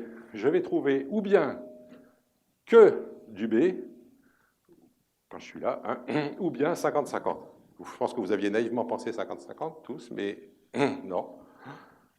Vous voyez, quand on s'éloigne de ces deux plantes, selon la courbe de dispersion, on va trouver qu'on tend vers 50% ou qu'on tend vers que le plus proche.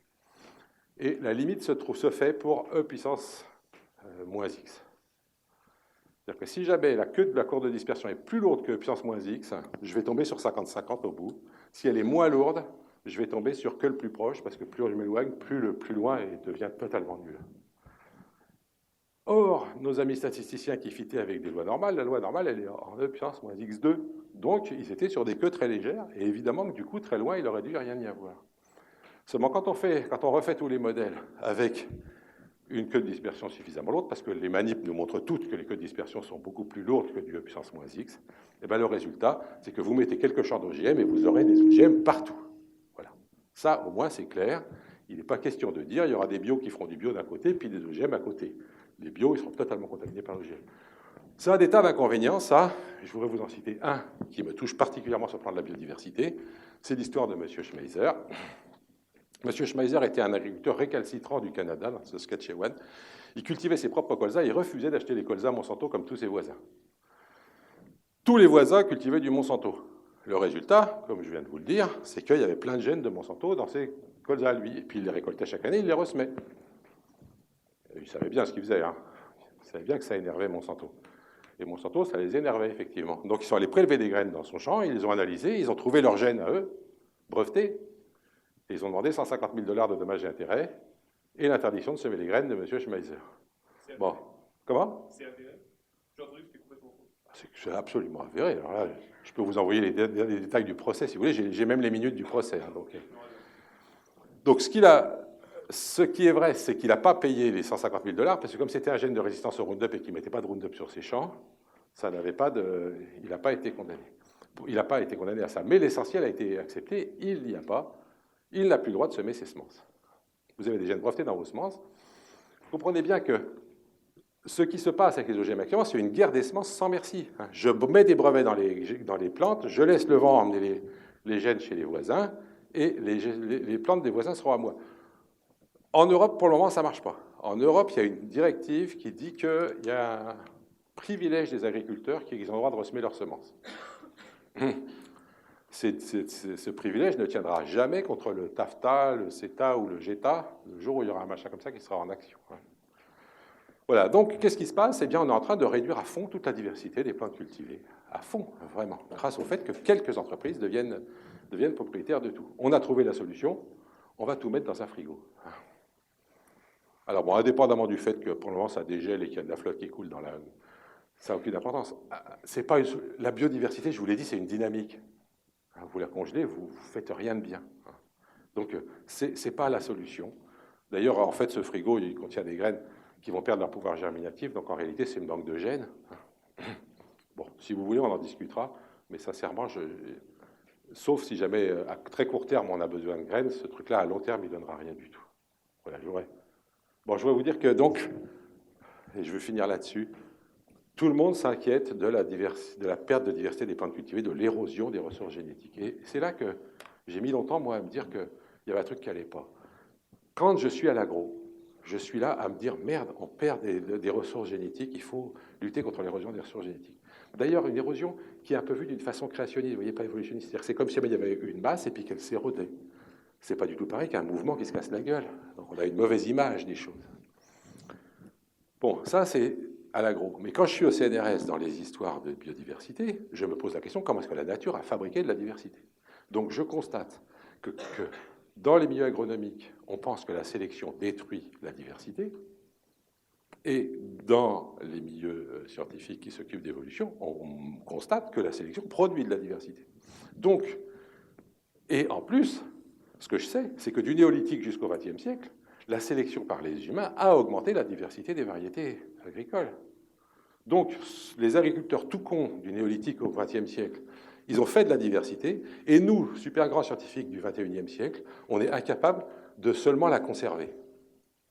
Et on ne se pose même pas la question. En fait, je me suis dit, mais quel manque d'ambition. On devrait se demander comment remettre en œuvre des processus qui produisent de la diversité. Mais personne ne se pose même cette question-là, tellement c'est loin de leur paradigme.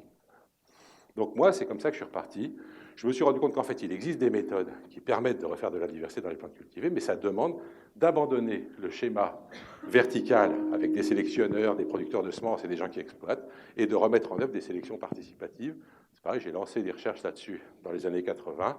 Aujourd'hui, il y a une chercheuse qui fait un travail remarquable là-dessus de sélection participative, où on fait travailler les agriculteurs à la sélection et où du coup, on remet de la diversité dans les graines à partir du travail de chaque agriculteur, c'est-à-dire qu'on refait fonctionner un système darwinien dans les champs au lieu de faire fonctionner un système stalinien avec la base. Il faut bien se rendre compte qu'au XXe siècle, on a fait une erreur, c'est de mettre en place ce système où il y a des gens qui produisent des semences et d'autres qui les exploitent. Ça a eu deux inconvénients. L'un, c'est qu'au lieu que la sélection fonctionne sur tous les champs, promenez-vous dans la Beauce et pensez à tous ces blés qui sont là. Ils sont tous morts génétiquement. S'il y a une mutation qui fabrique un blé génial là-dedans, personne ne le saura jamais. Les agriculteurs ne les regardent même pas avant de les récolter. Les seuls blés qui sont regardés pour savoir lesquels on va conserver, c'est ceux qui sont dans les champs des producteurs de semences, c'est-à-dire presque rien. Donc on a réduit la base de la production de semences, et du coup, évidemment qu'il n'y a plus de diversité. Et on a fait une deuxième erreur en même temps, c'est qu'on a fabriqué le lobby des producteurs de semences, qui a évidemment tout intérêt à empêcher les agriculteurs de ressemer leurs semences. Donc de mettre des brevets, donc, etc. Voilà. Donc vous voyez que les réflexions biologiques conduisent tout le temps à des questions sociales. Et je me suis retrouvé, moi, impliqué dans ces affaires d'OGM, avec des tas de conflits. Je suis rentré en conflit avec 95% de l'Académie des sciences sur ces sujets-là, parce qu'eux, au nom du progrès, les OGM, c'est génial et ça nourrira la planète, etc. Et je pense que moi, c'est ça que je trouve fascinant, si vous voulez, dans ce travail de recherche, c'est qu'au moins on est très libre, on peut chercher sur ce qu'on veut, puis quand on n'est pas d'accord avec ce qui se passe, on a le droit de le dire. Ça, c'est ce que j'ai vécu, moi. Alors, je voudrais vous dire que j'espère que ça sera encore comme ça dans quelques années, parce que j'espère qu'il y aura des postes pérennes de fonctionnaires pour les chercheurs, de façon à ce que, évidemment, si je n'avais pas été chercheur, si je n'avais pas été fonctionnaire, j'aurais été viré. D'ailleurs, j'ai été à la direction du CNRS pendant quelques mois, et j'ai été viré très rapidement le jour où j'ai accepté d'aller défendre José Bové dans un procès pour avoir arraché 3 grains de riz. Donc, je pense qu'effectivement, dans la démarche de recherche, il y a quelque chose de fascinant, mais il y a aussi dans le fait que ça soit un service public et que ça soit fait par des fonctionnaires. Je pense qu'il faut vraiment se battre pour ça. Et je voudrais vous dire que sur ce plan-là, je crois que si vous essayez d'imaginer l'avenir, moi, quand j'essaye d'imaginer l'avenir, j'essaye d'éviter ça. Voilà. Je pense qu'on nous dit qu'il va y avoir de plus en plus de monde dans les villes. Mais s'il y a de plus en plus de monde dans les villes, ça sera qu'on a raté. Il faut qu'il y ait de plus en plus de monde dans les campagnes. Si on veut refaire une agriculture intelligente, agroécologique, etc. Si on nous dit que de plus en plus, il faut que tout soit privé et qu'il n'y ait plus rien de public, moi, je pense que non. Et donc, je pense qu'il faut arrêter avec cette vision que le progrès est un truc linéaire. Et moi, c'est ça, peut-être, que m'a montré le plus ma vie de chercheur, c'est qu'il n'y a rien de linéaire dans le progrès et que, en réalité, nous, scientifiques, on a une vraie responsabilité sur ce que notre société fait et que c'est à la fois un peu effrayant, mais tout à fait passionnant. Voilà, merci. Tiens.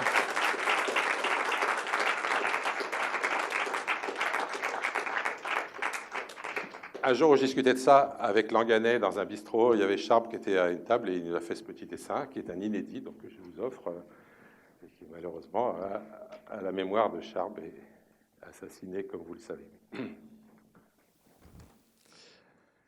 Merci beaucoup, en tout cas, c'était très instructif. Ça a posé pas mal de questions. Justement, parlant de questions, s'il y en a qui ont des questions, n'hésitez pas à lever la main pour que je vous donne le micro, pour qu'on vous entende mieux sur la vidéo, justement.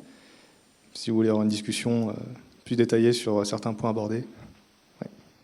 Bonjour, merci pour votre présentation. Je voulais juste rappeler que notre ami Schmeiser, il a été tenu coupable d'avoir planté les semences de Monsanto, et ce n'était pas accidentel. C'est ce qu'a statué en tout cas la Cour de justice au Canada.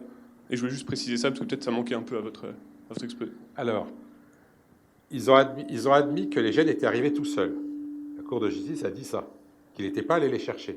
Maintenant, effectivement, il s'est passé qu'il y a eu un passage de Roundup quelque part et que l'une des variétés, l'un des lots de semences de Schmeiser, seulement un, pas tous, un de ces lots, du coup, était à 100% du gène de résistance puisqu'il avait récolté après qu'il y a eu un passage, non pas dans ses champs, puisqu'il n'en mettait pas dans ses champs, mais sous un poteau électrique de Roundup. Voilà. Or, il a été interdit de semer toutes ces semences, pas seulement les semences où il y avait 100% des gènes. Donc, et jamais il n'a été dit qu'il a été chercher les gènes exprès. Ils ont même dit explicitement, je peux vous donner les minutes du procès qui disent ça, que ça n'avait aucune importance de savoir comment les gènes étaient arrivés dans ces champs. Sachant que les gènes sont... il y a un label, enfin ils sont... on ne peut pas utiliser la technologie sans l'accord de Monsanto, sans payer. Du coup, c'est un peu ce qu'il a fait. Enfin, c'est ce que... Mais pas du tout, il n'a pas utilisé la technologie, puisque c'est des gènes de résistance au Roundup et qu'il n'a jamais eu de Roundup sur ses champs. Ok, bah, c'est ce que j'ai lu, mais peut-être que je vais regarder d'autres trucs. Mais, ok. Regardez, Et regardez les minutes du procès, regardez pas autre chose. Juste une dernière petite question en rapport avec la biologie cette fois. Vous avez souvent parlé de sélection au niveau des lignées ou de sélection au niveau de l'espèce.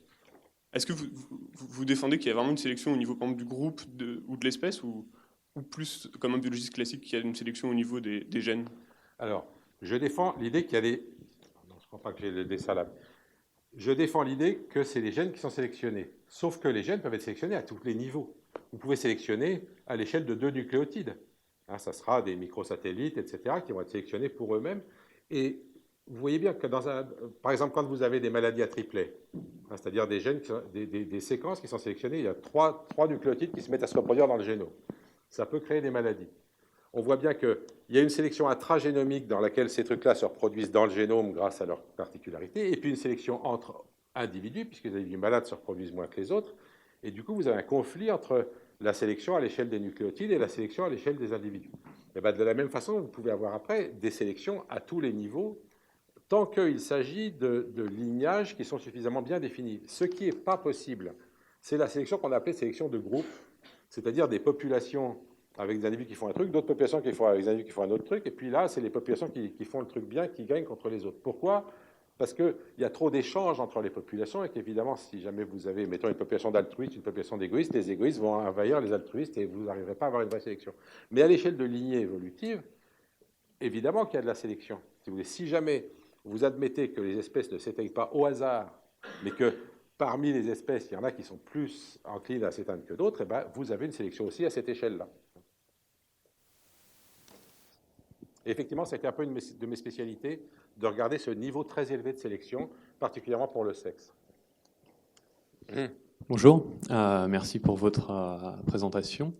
Je rebondis un petit peu sur la notion de progrès que vous décriviez et j'aimerais un petit peu votre avis sur comment ça conduit et façonne les politiques de recherche. C'est-à-dire que, par exemple, en biologie, j'ai de plus en plus l'impression que la recherche vraiment fondamentale s'étiole et que maintenant on demande aux biologistes de travailler sur une maladie, sur un problème agronomique et que des questions fondamentales sans apport sur la société sont très marginales, voire même critiquées, et que maintenant on demande aux biologistes de faire des maths de la biologie moléculaire et qu'on perd une essence un petit peu naturaliste. Et est-ce que ça, à titre personnel de chercheur, ça vous inquiète sur l'avenir de la recherche? Oui, je suis tout à fait d'accord avec vous, c'est un problème. Ce n'est pas nouveau. Je pense que le dernier chef d'État qui a pensé que la recherche fondamentale était importante, c'est De Gaulle. Il l'a dit très explicitement. Il a dit les amusements de ces messieurs vont nous coûter cher, mais nous ne pouvons pas faire d'économie là-dessus. Mais après, il y a eu Pompidou qui disait qu'il y avait 3 manières de perdre son argent. La plus agréable, c'est les femmes, la plus rapide, c'était le jeu, et la plus sûre, c'est la recherche scientifique. Ça vous date un petit peu le type de... Mais, et puis, on a eu les fameuses phrases du genre « des chercheurs qui cherchent, on en trouve, des chercheurs qui trouvent, on en cherche », etc. Et effectivement, dans les milieux politiques, la recherche a été considérée comme... Alors, soit comme une perte de moyens, soit comme le fait que les chercheurs ne devaient absolument se mettre au service de la société, créer des emplois, donc travailler avec les entreprises. Et effectivement, ça veut dire qu'on perd ça. J'ai enlevé les diapos là-dessus, mais il y a une chercheuse belge, je peux les remettre, qui a d'ailleurs parlé de ce problème en utilisant une fable qui s'appelle La scorpion et la grenouille. Je ne sais pas si vous la connaissez. Comme elle n'a jamais été écrite, je ne pourrais pas...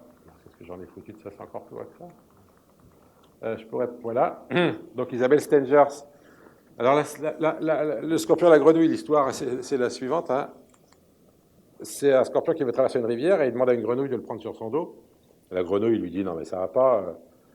Je te connais, tu vas me piquer. » Et donc le scorpion lui dit « Mais non, si je te pique, je vais couler avec toi, je ne sais pas nager. » Alors bon, il finit par la convaincre, elle le prend sur son dos, elle commence à traverser la rivière, et puis au milieu de la rivière, crac, elle sent une grande douleur dans son dos, et puis il l'a piqué. Puis elle est en train de couler, puis lui aussi à côté, elle lui demande « Mais qu'est-ce qui t'a pris ?» Et il lui répond « J'y peux rien, c'est dans ma nature. » Et Isabelle Stengers dit « Si vous donnez le pouvoir à l'industrie sur la recherche, eh ben, ça sera exactement la même chose, parce que c'est dans la nature des industriels de foutre en l'air la recherche fondamentale et de la convertir en recherche appliquée. On comprend bien, effectivement, que les entreprises privées doivent avoir une rentabilité à un terme suffisamment court pour que ça soit rentable. Donc, si jamais vous donnez le pouvoir sur la recherche fondamentale à des entreprises privées, elles vont vous transformer vos chercheurs fondamentaux en chercheurs appliqués. C'est ce que vous décriviez avec les aspects moléculaires, etc. Bon, il se trouve qu'il y a des problèmes écologiques suffisamment importants pour qu'on continue à pouvoir faire un peu d'écologie quand même, et d'évolution, sans être dans une application immédiate, disons, trop grande. Mais je pense que de toute façon, il n'y a pas que l'écologie, il y aurait des tas de domaines dans la biologie qui seraient vraiment intéressants. Dans la biologie, d'ailleurs, il n'y a pas que la biologie non plus. Je pense que c'est toutes les sciences. Et toutes les sciences, pour le moment, sont très, très, très inféodées aux applications techniques. Je croyais que l'astronomie échappait à ça. Et en discutant avec des astronomes, ils m'ont raconté que non, pas du tout. Actuellement, pour avoir un projet accepté, un des trucs importants, c'est de savoir quelle instrumentation vous allez développer. Et du coup, quelle rentabilité pourra avoir votre recherche en termes de production d'instrumentation. Donc, même l'astronomie, qui avait l'air pas très applicable a priori, est applicable à travers les instruments. Donc effectivement, je trouve que c'est inquiétant. Moi, je vous le redis, je ne crois pas que le futur soit fait d'une projection linéaire du présent. Donc je pense qu'à un moment ou à un autre, on va se rendre compte que ce n'était pas ça la bonne solution. Il y a beaucoup de choses pour lesquelles il faut qu'on se rende compte de ça, et j'attends avec patience et un peu d'inquiétude. Okay. Merci. J'ai juste une seconde question un peu plus naïve. J'ai bien compris que pour vous, le progrès et l'avancée n'étaient pas linéaires, et finalement, quand on est chercheur en biologie ou en sciences en général, à votre avis, comment on fait pour avoir des bonnes idées en tant que chercheur? Ah, j'en ai aucune idée. Sincèrement, j'en ai aucune idée. Et d'ailleurs, je pense que ça dépend terriblement des gens. Je voudrais vous dire qu'il y a des gens comme Darwin. Darwin, je l'admire terriblement. Si vous lisez L'origine des espèces un jour, vous verrez la puissance de la réflexion de ce type-là. Et il a quand même pas mal travaillé seul. Après, il a amélioré ses choses en discutant avec des tas de gens, mais au départ, il est quand même parti relativement seul. Pour ce qui me concerne, la plupart des idées intéressantes que j'ai pu avoir, ça a été en interaction avec d'autres gens. Et donc, pour moi, l'un des endroits les plus importants sur le plan de la créativité dans un laboratoire de recherche, c'est la salle café. Si vous n'avez pas de salle café dans votre labo, changez de labo. Parce que c'est là que ça se passe. Hein. Et donc, voilà, moi, personnellement, c'est le fait de discuter avec d'autres.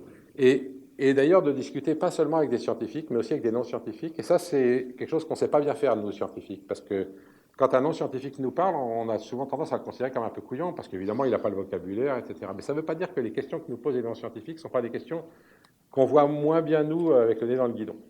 Donc, il y a plein de... moi, je trouve que les interactions sont très importantes. Ceci dit, je pense que les interactions locales sont très importantes.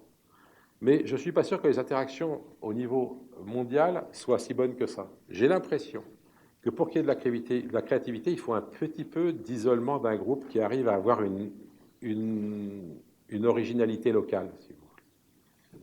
Or, aujourd'hui, c'est très difficile d'avoir une originalité locale avec le web, les grands colloques, etc. Et donc... ouais, moi, je pense qu'il faut arriver à fabriquer des groupes avec des gens intéressants, puis qui interagissent beaucoup, qui interagissent un peu avec l'extérieur. Mais le point essentiel, c'est quand même pour moi les interactions dans le groupe. Quand vous pensez au groupe de bord, pour les histoires d'atomes, etc., il y a eu des endroits où se sont passées des choses, et c'était des endroits physiques où il se passait des choses fondamentales. L'Institut Pasteur avec Jacob et Monod, etc. Donc, voilà, moi, je crois qu'il faut arriver à tisser des relations fortes, locales, et puis pas hésiter à partir sur des directions qui ne sont pas celles que tout le monde prend. Et c'est ça qui est difficile. Moi, quand je fais pas mal de travail théorique, quand je prends un étudiant sur un travail théorique un peu important pour une thèse, je lui demande de commencer par faire une réflexion théorique sur la question sans faire de biblio. Et une fois qu'il a un peu avancé, faire la biblio de manière à voir, par rapport aux idées qu'il a développées, ce qui a déjà été dit, comment, etc. Ça a deux avantages. Hein. Si vous faites un modèle vous-même tout seul, et qu'ensuite vous regardez ceux des autres, d'une part, vous comprendrez mieux ce qu'ont fait les autres, et d'autre part, tout d'un coup, vous découvrirez peut-être qu'ils n'ont pas fait la même chose que vous, et que vous avez exploré une piste qui n'a pas été explorée. Si vous lisez d'abord les autres, vous aurez un mal fou à ne pas reprendre la piste de ceux d'avant. Alors pour les manips, c'est plus compliqué, parce qu'envoyer des grosses manips sans savoir si elles ont déjà été faites, ça sera un peu dangereux. Mais sur des modèles, je pense qu'on peut se permettre de faire ça. Merci, je voudrais rebondir sur la question. Merci Pierre-Henri, parce que ça me rappelle quelques années auparavant. On apprend toujours des choses avec toi, c'est cool. J'étais un élève de Pierre-Henri. Pour revenir à la question, on disait comment avoir des bonnes idées. En fait, tu as dit aussi quelque chose au tout début, comment tu as commencé ta carrière, c'est une question. Donc je pense avoir des bonnes idées, c'est aussi quand on se pose une bonne question. Donc une question, elle était relativement simple en fait comme tu l'as formulée aujourd'hui. Les gènes, voilà, ça me préoccupait, comment, et voilà. Donc ça permet, et l'épreuve, ce que tu dis là, de pas qu'on regarder ce que font les autres, c'est l'exercice moi que j'appelle de la page blanche. C'est-à-dire, il y a la question, puis là on oublie tout, on prend la page blanche et on met déjà ce qu'on a avec les 3 neurones qui fonctionnent, et après on va regarder ce que font les autres. Ouais, sur l'histoire du sexe du thym, j'ai perdu un temps fou parce que j'avais fait de la biblio avant. C'est le jour où je me suis enfin débarrassé de la biblio que j'ai mis les gènes mitochondriaux en plus. Tous les modèles d'avant étaient faits qu'avec des gènes nucléaires et du coup, ils ne marchaient pas. Est-ce que ça, c'est pas quelque chose dont on peut se rendre compte aussi en lisant la bibliographie? Ah bah non. Pareil, et du coup, on arrive à... Ouais, mais en lisant la bibliographie, on trouve que du coup, bah, on est convaincu par ce qui est fait. C'était du bon travail, si vous voulez. Et du coup, l'idée qu'ils ont carrément raté un truc au départ, il a fallu un jour que, tu comptes fait presque que j'abandonne le sujet, puis que je me mette à discuter avec des gens qui faisaient de la génétique du maïs et qui me parlent de ces gènes mitochondriaux. Et puis je me dis, mais bon Dieu, pourquoi j'ai pas essayé de faire un modèle avec les deux? Et tout d'un coup, là, ça s'est mis à marcher. J'avais perdu 5 ans à faire des modèles purement nucléaires qui ne marchaient pas. Comme tout le monde.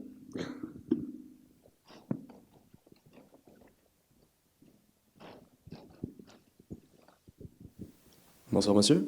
Bonsoir. J'aimerais vous poser une question parce que vous êtes souvent très tranché dans ce que vous dites et ça fait votre charme aussi. Mais moi je me méfie quand même parfois des gens qui sont trop tranchés. Et T'as raison. je me pose la question, vous disiez tout à l'heure que les gens qui voulaient faire du riz qui sauverait la planète, c'était des couillons. Mais moi j'adore cette idée de fabriquer par exemple du riz ou de travailler à construire un T-Rex ou un mammouth. Je trouve que ce sont des questions très, très rigolotes et qui satisfont ma curiosité. Et vous, quand vous vouliez devenir chercheur, vous vouliez satisfaire votre curiosité. Du coup, on n'est pas si loin, vous et moi. Et pourtant, je suis un couillon. Non, j'ai traité de couillons les gens qui disent qu'ils vont faire ça, qui vont sauver la planète de la faim avec leur plantes transgéniques. Hein, pas de chance, mais que vous ayez envie de regarder ce qu'on peut faire avec du riz, moi, ça ne me pose pas de problème. Hein. Que vous ayez regarder ce qu'on peut faire avec du riz, il n'y a pas de problème pour moi. Que vous ayez envie de le transformer pour voir ce que vous pouvez faire. Ceci dit, je voudrais vous dire une chose. Avoir envie de bidouiller, ce n'est pas la même chose que se poser des questions. Moi, j'aimerais bien savoir quelles questions vous vous posez sur le riz. Quelles questions fondamentales vous voulez répondre en bidouillant votre riz? Ou est-ce que simplement vous êtes en train de jouer au Lego et vous vous dites que vous allez bien vous amuser à faire un super riz ou un T-Rex, mais vous n'avez aucune question derrière? Je ne suis pas sûr que ça soit tout à fait la même chose quand même. Et ce qui m'embête, par rapport à ce qui a été dit tout à l'heure, c'est que justement tout le système industriel, économique, etc., va favoriser le bidouillage Lego et pas du tout la question fondamentale. Alors, en plus, je constate qu'il y a une espèce de folie de croire effectivement qu'on va résoudre les problèmes comme ça en changeant des gènes. Je ne sais pas si vous connaissez tous l'histoire du riz doré ici, mais l'histoire est très simple et ça vaut vraiment la peine de la réfléchir. On a fait la révolution. Alors, je vous la raconte honnêtement, c'est-à-dire sans vous faire d'impasse comme ça, et je ne vous tromperai pas.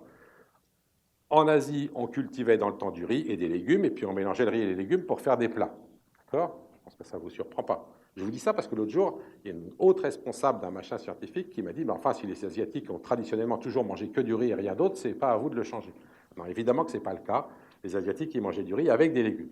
Et puis, on a fait la révolution verte et on a décidé que pour augmenter les rendements, il fallait enlever tous les légumes et qu'on allait mettre que du riz. Bon. Donc, il y a dans le sud-est asiatique des endroits où on ne produit plus que du riz. Or, le riz ne contient pas de vitamine A du tout.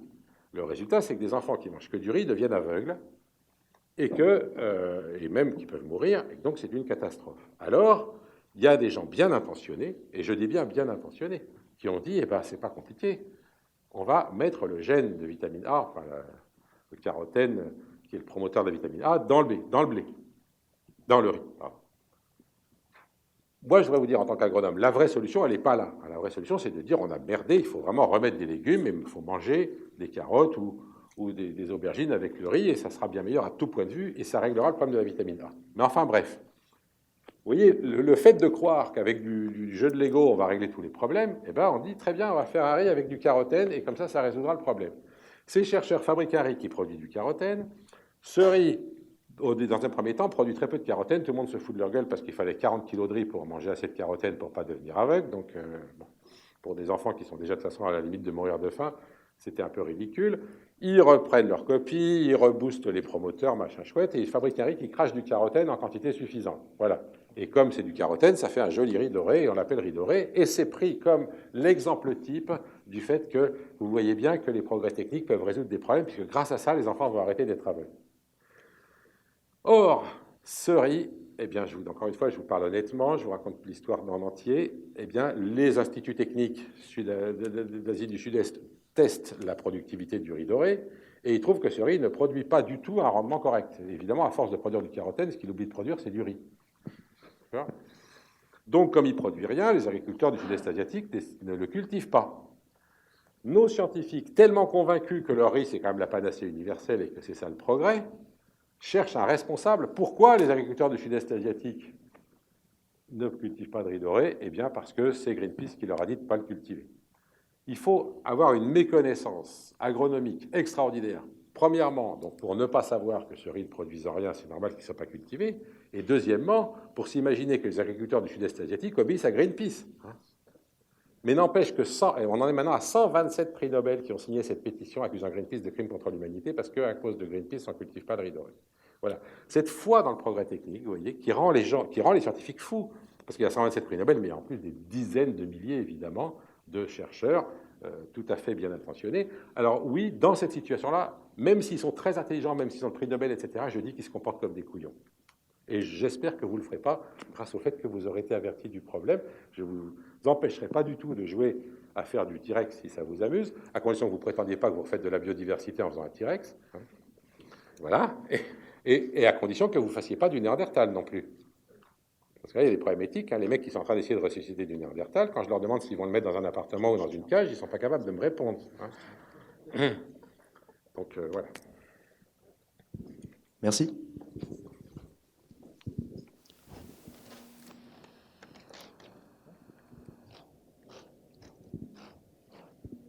Bonsoir. Bonsoir. Je voudrais reparler du débat Sarkozy-Onfray.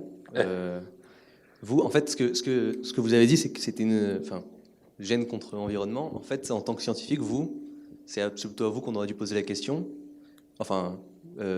sur cet aspect-là. Et du coup, vous aurez répondu que c'était pas la bonne question. Oui, exactement.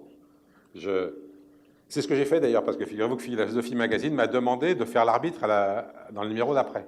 J'étais pas très à l'aise. Et donc, effectivement, je pense que c'est pas une bonne question. Et j'ai même fait, du coup, parce que je ne sais pas si vous savez, mais à l'Université Paris 7 organise un truc qui s'appelle les 13 minutes, où un chercheur peut venir pendant 13 minutes parler d'un sujet. Et du coup, j'ai fait un petit truc en 13 minutes là-dessus qui s'appelle L'inné, l'acquis et le reste, qui est sur le web si ça vous intéresse. Mais effectivement, je pense qu'il faut comprendre que quand on parle, on peut vous dire tel caractère est dû à tant % au gène et à tant % à l'environnement, par exemple. Ce genre de choses existe. Mais quand on vous parle de ça, on vous parle non pas du caractère lui-même, mais des variations du caractère que vous observez dans la population que vous avez étudiée, dans l'environnement où vous l'avez étudié. Et on sait très bien que si jamais on change les conditions environnementales ou si on change la constitution génétique de la population, on ne trouvera pas le même résultat.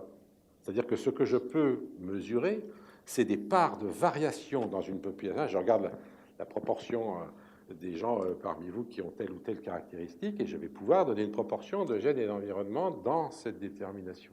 Et c'est intéressant d'ailleurs parce que je m'amuserai régulièrement à essayer de montrer aux gens à quel point on interprète mal ce genre de choses.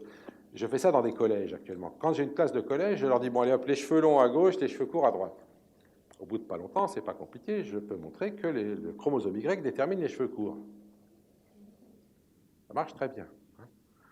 Mais évidemment, j'en profite tout de suite pour leur dire que certes, il y a une détermination génétique de la longueur des cheveux, sauf qu'elle est totalement modifiable par l'environnement. Parce que quand j'étais jeune, moi, nous, on avait les mecs, on avait tous ces cheveux-là, et les seuls qui avaient les cheveux courts, c'était les filles. Donc, il faut bien comprendre que des gènes déterminent des résultats dans un environnement donné, et qu'en changeant l'environnement, vous pouvez toujours changer les effets des gènes. Alors, je n'ai pas le temps de vous détailler ça, là, je vous renvoie à ce 13 minutes si ça vous intéresse, mais donc, ce n'est pas une question de la part des gènes, la part de l'environnement, ça a un sens si vous vous posez des questions sur la variation dans une population donnée, mais si vous vous posez la question sur le caractère longueur des cheveux, il n'y a aucune part des gènes et de l'environnement. Il y a une interaction entre gènes et environnement qui donne ce résultat-là chez cet individu-là. Je peux faire des stats sur une population, pas sur un individu. Quelqu'un d'autre? Ah.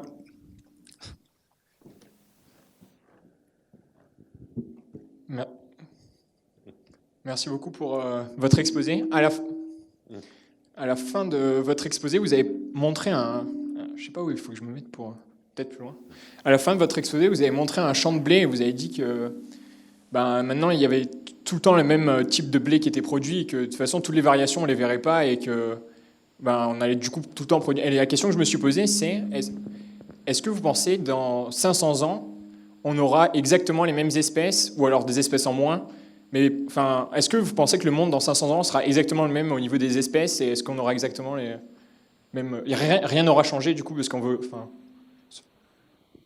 espèces, je sais pas, de blé, de n'importe quoi, de tout. Non, écoutez, je suis incapable de répondre à votre question, je vous l'avoue, je ne sais pas. Ce dont je suis sûr, c'est qu'il y a deux futurs possibles. Il y a deux futurs possibles. Un futur dans lequel on continue comme ça, et effectivement, à ce moment-là, il y aura de moins en moins de beaucoup de choses. Et puis, il y aura peut-être certaines grosses espèces qui se seront éteintes, parce qu'à force de les homogénéiser, on leur a enlevé toute possibilité de résister au changement. Vous savez, on sait qu'on a des changements globaux qui sont en train de se produire. Ce qu'il faut bien voir, c'est que quand on parle de changements globaux, évidemment, il y a le climat, mais de toute façon, dès que vous commencez à changer un truc, ça change tout le reste. Vous allez avoir des maladies nouvelles qui vont en débarquer. On commence à le voir. Hein. Aujourd'hui, je ne sais pas si vous connaissez des gens qui ont des villas dans le sud de la France, mais à cause des moustiques tigres, c'est plus possible d'aller dans le jardin, du matin au soir. Parce que nos moustiques à nous, d'avant, ils piquaient que le soir, mais les moustiques tigres, ils piquent du lever du jour, ils piquent 24 heures sur 24. Donc, je connais des gens qui ne peuvent plus utiliser du tout leur jardin. Bon, évidemment, ces moustiques tigres, ils vont amener des maladies qu'on n'avait pas. Hein. Mais ça, c'est vrai chez nous, et du coup, on s'en rend compte, mais ça va être vrai pour les plantes cultivées aussi, pour les animaux domestiques aussi. Donc, quelles sont les espèces qui résisteront ou pas dans nos espèces domestiques? J'en sais rien. Est-ce qu'on sera capable de reprendre des vieux trucs qui avaient été oubliés ou pas? J'en sais rien. Moi, ce que j'espère, c'est que quand on commencera à avoir des catastrophes suffisantes, on se rendra compte qu'on a perdu trop de diversité et qu'il est temps de remettre en œuvre des procédures agronomiques qui fabriquent de la diversité au lieu de continuer à la détruire. J'ai un collègue à l'agro qui parle d'une agriculture minière. On a mis en place au XXe siècle une agriculture qui fonctionne de façon minière, c'est-à-dire on prélève dans l'environnement et on ne remet pas. On considère que rien de tout cela n'est renouvelable. La biodiversité, c'est une ressource renouvelable ou pas selon comment on la traite. Et actuellement, on ne la traite pas de façon renouvelable, c'est très clair. Donc, et évidemment, avec le rêve que c'est pas grave, de toute façon, on fera de la biotechnologie, ça remplacera la diversité naturelle. Ça, sincèrement, je suis certain qu'on n'est pas au niveau pour faire ça. Ça, c'est aussi un truc... c'est que moi, peut-être qu'un jour, on fabriquera un blé qui résiste à tous les maux du monde avec des biotech. Mais actuellement, ça fait 30 ans qu'on nous dit qu'on va faire un truc qui pousse sur les eaux salées. On n'en a pas fait un seul. Un truc qui résiste à la sécheresse non plus. Pour le moment, la puissance de nos connaissances biotechnologiques est très inférieure à la puissance de la sélection naturelle agissant sur des milliards d'individus. Et du coup, actuellement, la sélection sur la diversité, c'est un processus bien plus efficace que les autres. Voilà. Donc, je ne sais pas ce qu'on fera. Moi, mon espoir, c'est qu'une fois qu'on aura vu un certain nombre d'erreurs, on remettra en œuvre des procédures agronomiques qui favorisent la diversité et que du coup, dans 500 ans, il y aura plus de diversité dans les champs et il y aura plus de diversité en nombre d'espèces et en nombre de variétés et en variabilité génétique dans chaque variété. Alors qu'actuellement, on essaye de faire des variétés parfaitement homogènes.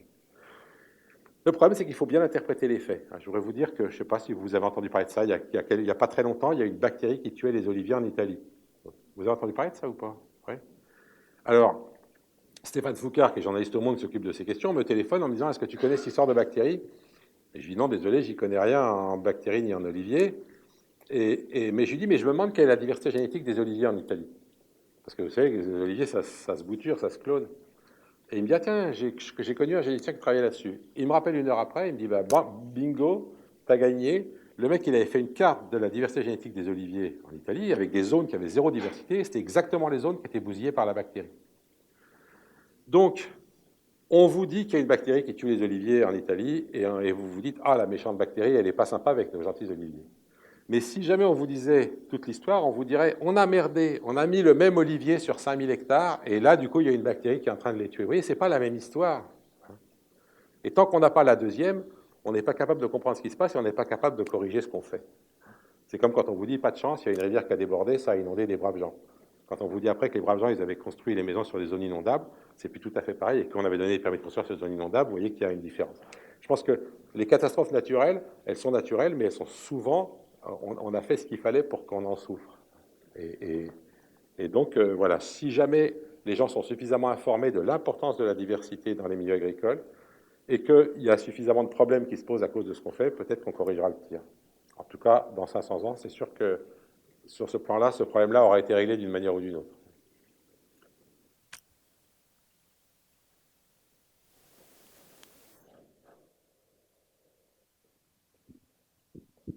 Bonsoir, merci pour votre exposé. Moi, je voulais vous demander comment vous avez réussi à convaincre une anthropologue à co-diriger sa thèse, sachant que les personnes de sciences sociales sont souvent très réticentes face à la génétique, et que vous étiez généticien. Premièrement, il y a des gens en sciences humaines qui sont plus ouverts que d'autres. Donc, par exemple, Edgar Morin est un sociologue qui très rapidement s'est tourné vers les autres sciences pour discuter avec, et avec qui j'ai jamais eu de problème. Et Françoise Héritier, c'est un peu pareil. Elle travaillait sur le genre et moi sur le sexe, donc on devait se rencontrer un jour ou l'autre. Il s'est trouvé qu'on s'est rencontrés d'une part à cause de conférences qu'on faisait dans les grands publics où on nous a mis ensemble, mais aussi parce que dans le mouvement Sauvons la recherche, j'ai zappé ce passage-là, mais donc en 2004, ça ne doit pas vous dire grand-chose, évidemment. Les chercheurs étaient dans la rue en blouse blanche en train de manifester parce qu'on était en train de supprimer les emplois pérennes, les postes de chercheurs, et qu'on voulait mettre des CDD à la place. Déjà, vous voyez. Et ça a abouti à des grandes assises de la recherche, et les chercheurs ont fait un énorme travail de réflexion sur leur activité. Ils ont monté ces assises, et pour monter ces assises, il y a 4 groupes qui avaient été créés au niveau national, avec une réflexion. Enfin, je vous passe les détails, mais le groupe numéro 1 s'appelait Recherche et Société, et dedans, il y avait Françoise et moi, et on s'est super bien entendus. Donc du coup, on est devenus amis.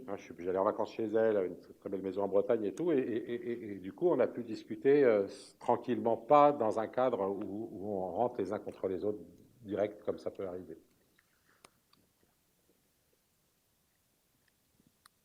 Vous voyez, je vous disais l'importance des contacts humains. Il n'y a pas que la salle cassée. Est-ce que quelqu'un d'autre a une question? Sinon, il est un peu tard, on va peut-être arrêter et vous laisser vivre votre soirée. Merci beaucoup Pierre-Henri d'être venu. Merci à vous. Et merci à tous d'avoir été là.